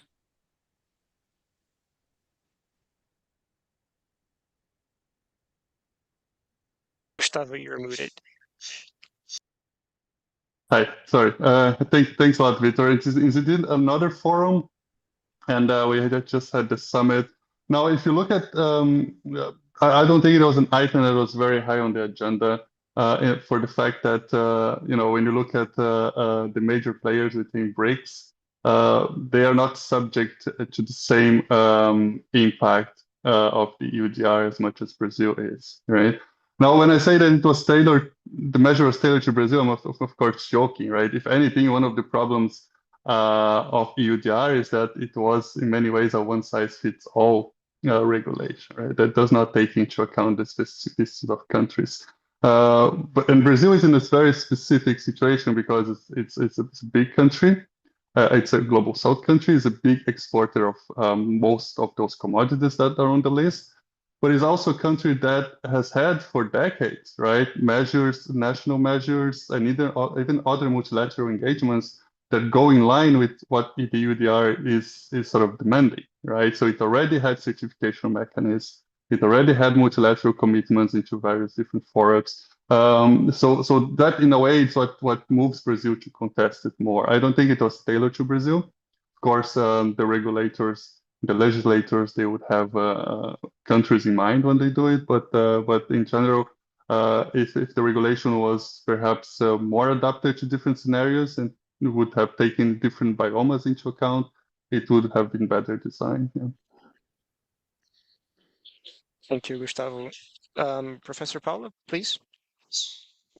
Thank you, Lucas. Gustavo would have another. Well, and it's not a question specifically, but it's just a request.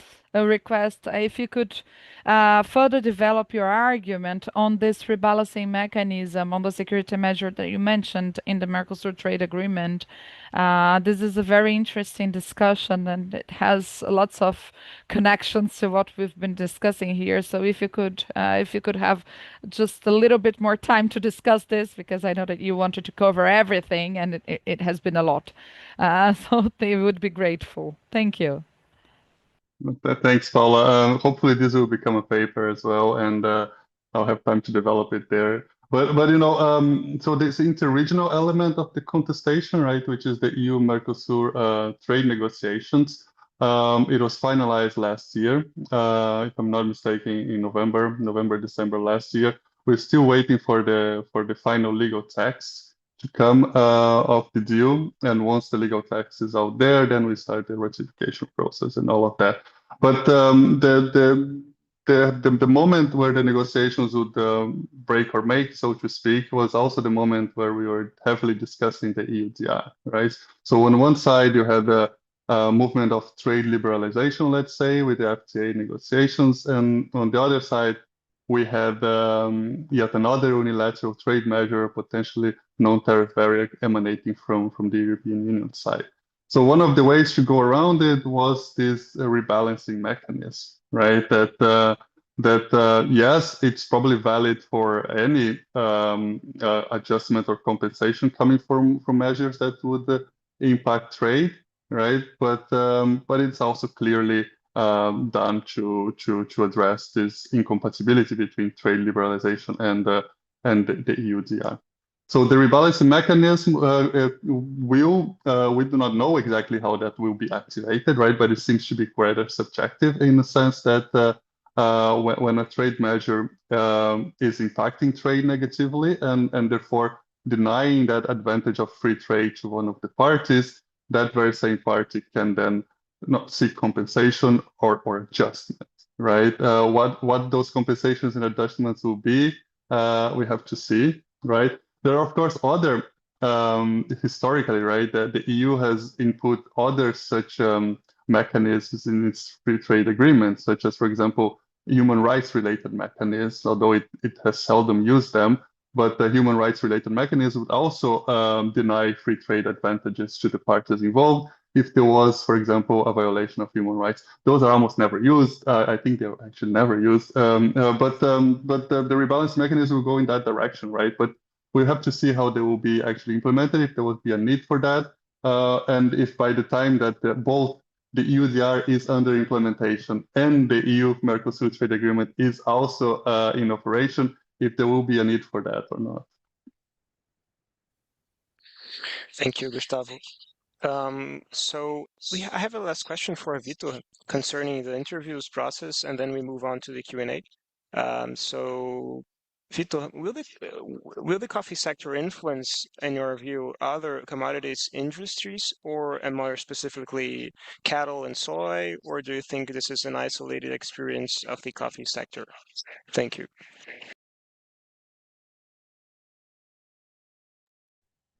So thank you, Lucas, for your question. Actually, that's a very interesting question, because the coffee sector is one of the most well prepared sectors to face the EUDR implementation. In Brazil it is well advanced in sustainability practices, and also it's very, we call it an old occupation land sector within the country. So I think it's a little bit hard to compare the coffee sector with other sectors, even though we've heard from some of our interviewees that the coffee sector was included in the EUDR list due to its well-advanced stage in terms of sustainability practices,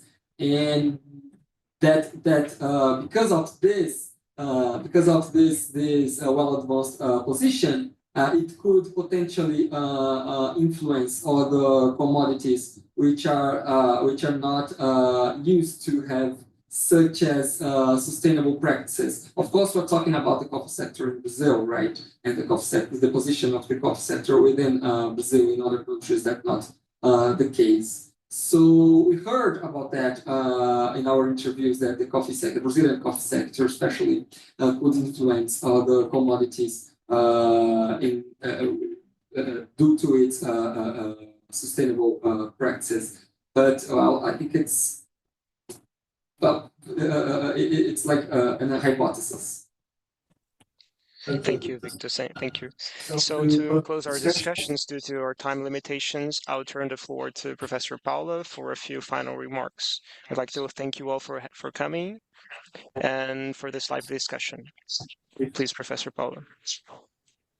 Thank you, Lucas. So we're about to finish. So would like to thank you all for being with us here online and for this enriching debate, for contributing to this discussion on the impact of the EUDR inter-countries, and for bringing your thoughts on this general challenges and also on this more practical aspects involving specific sectors such as coffee, soy, and beef, and also on the mechanisms resulting bottlenecks that we have identified here that may hinder implementation, specifically in the Brazilian case, right? So this is an ongoing challenge, and we'll keep monitoring closely all developments brought by the EU, and also concrete discussions on the implementation issues that may be relevant to Brazil. So please stay tuned to our EUDR platform, and this is constantly being updated by the researchers from the Center for Global Law and by the Jean Monnet Center of Excellence. Today, we intended to address different perspectives, practices, and also to foster dialogue and think of possible solutions. And I really do hope that we have succeeded in this task and have somehow contributed to this debate on the indirect implementation of the EUDR and on the related challenges. So thank you very much for all the panelists and the audience here present here with us, and we hope that we can continue this discussion in other channels. Thank you.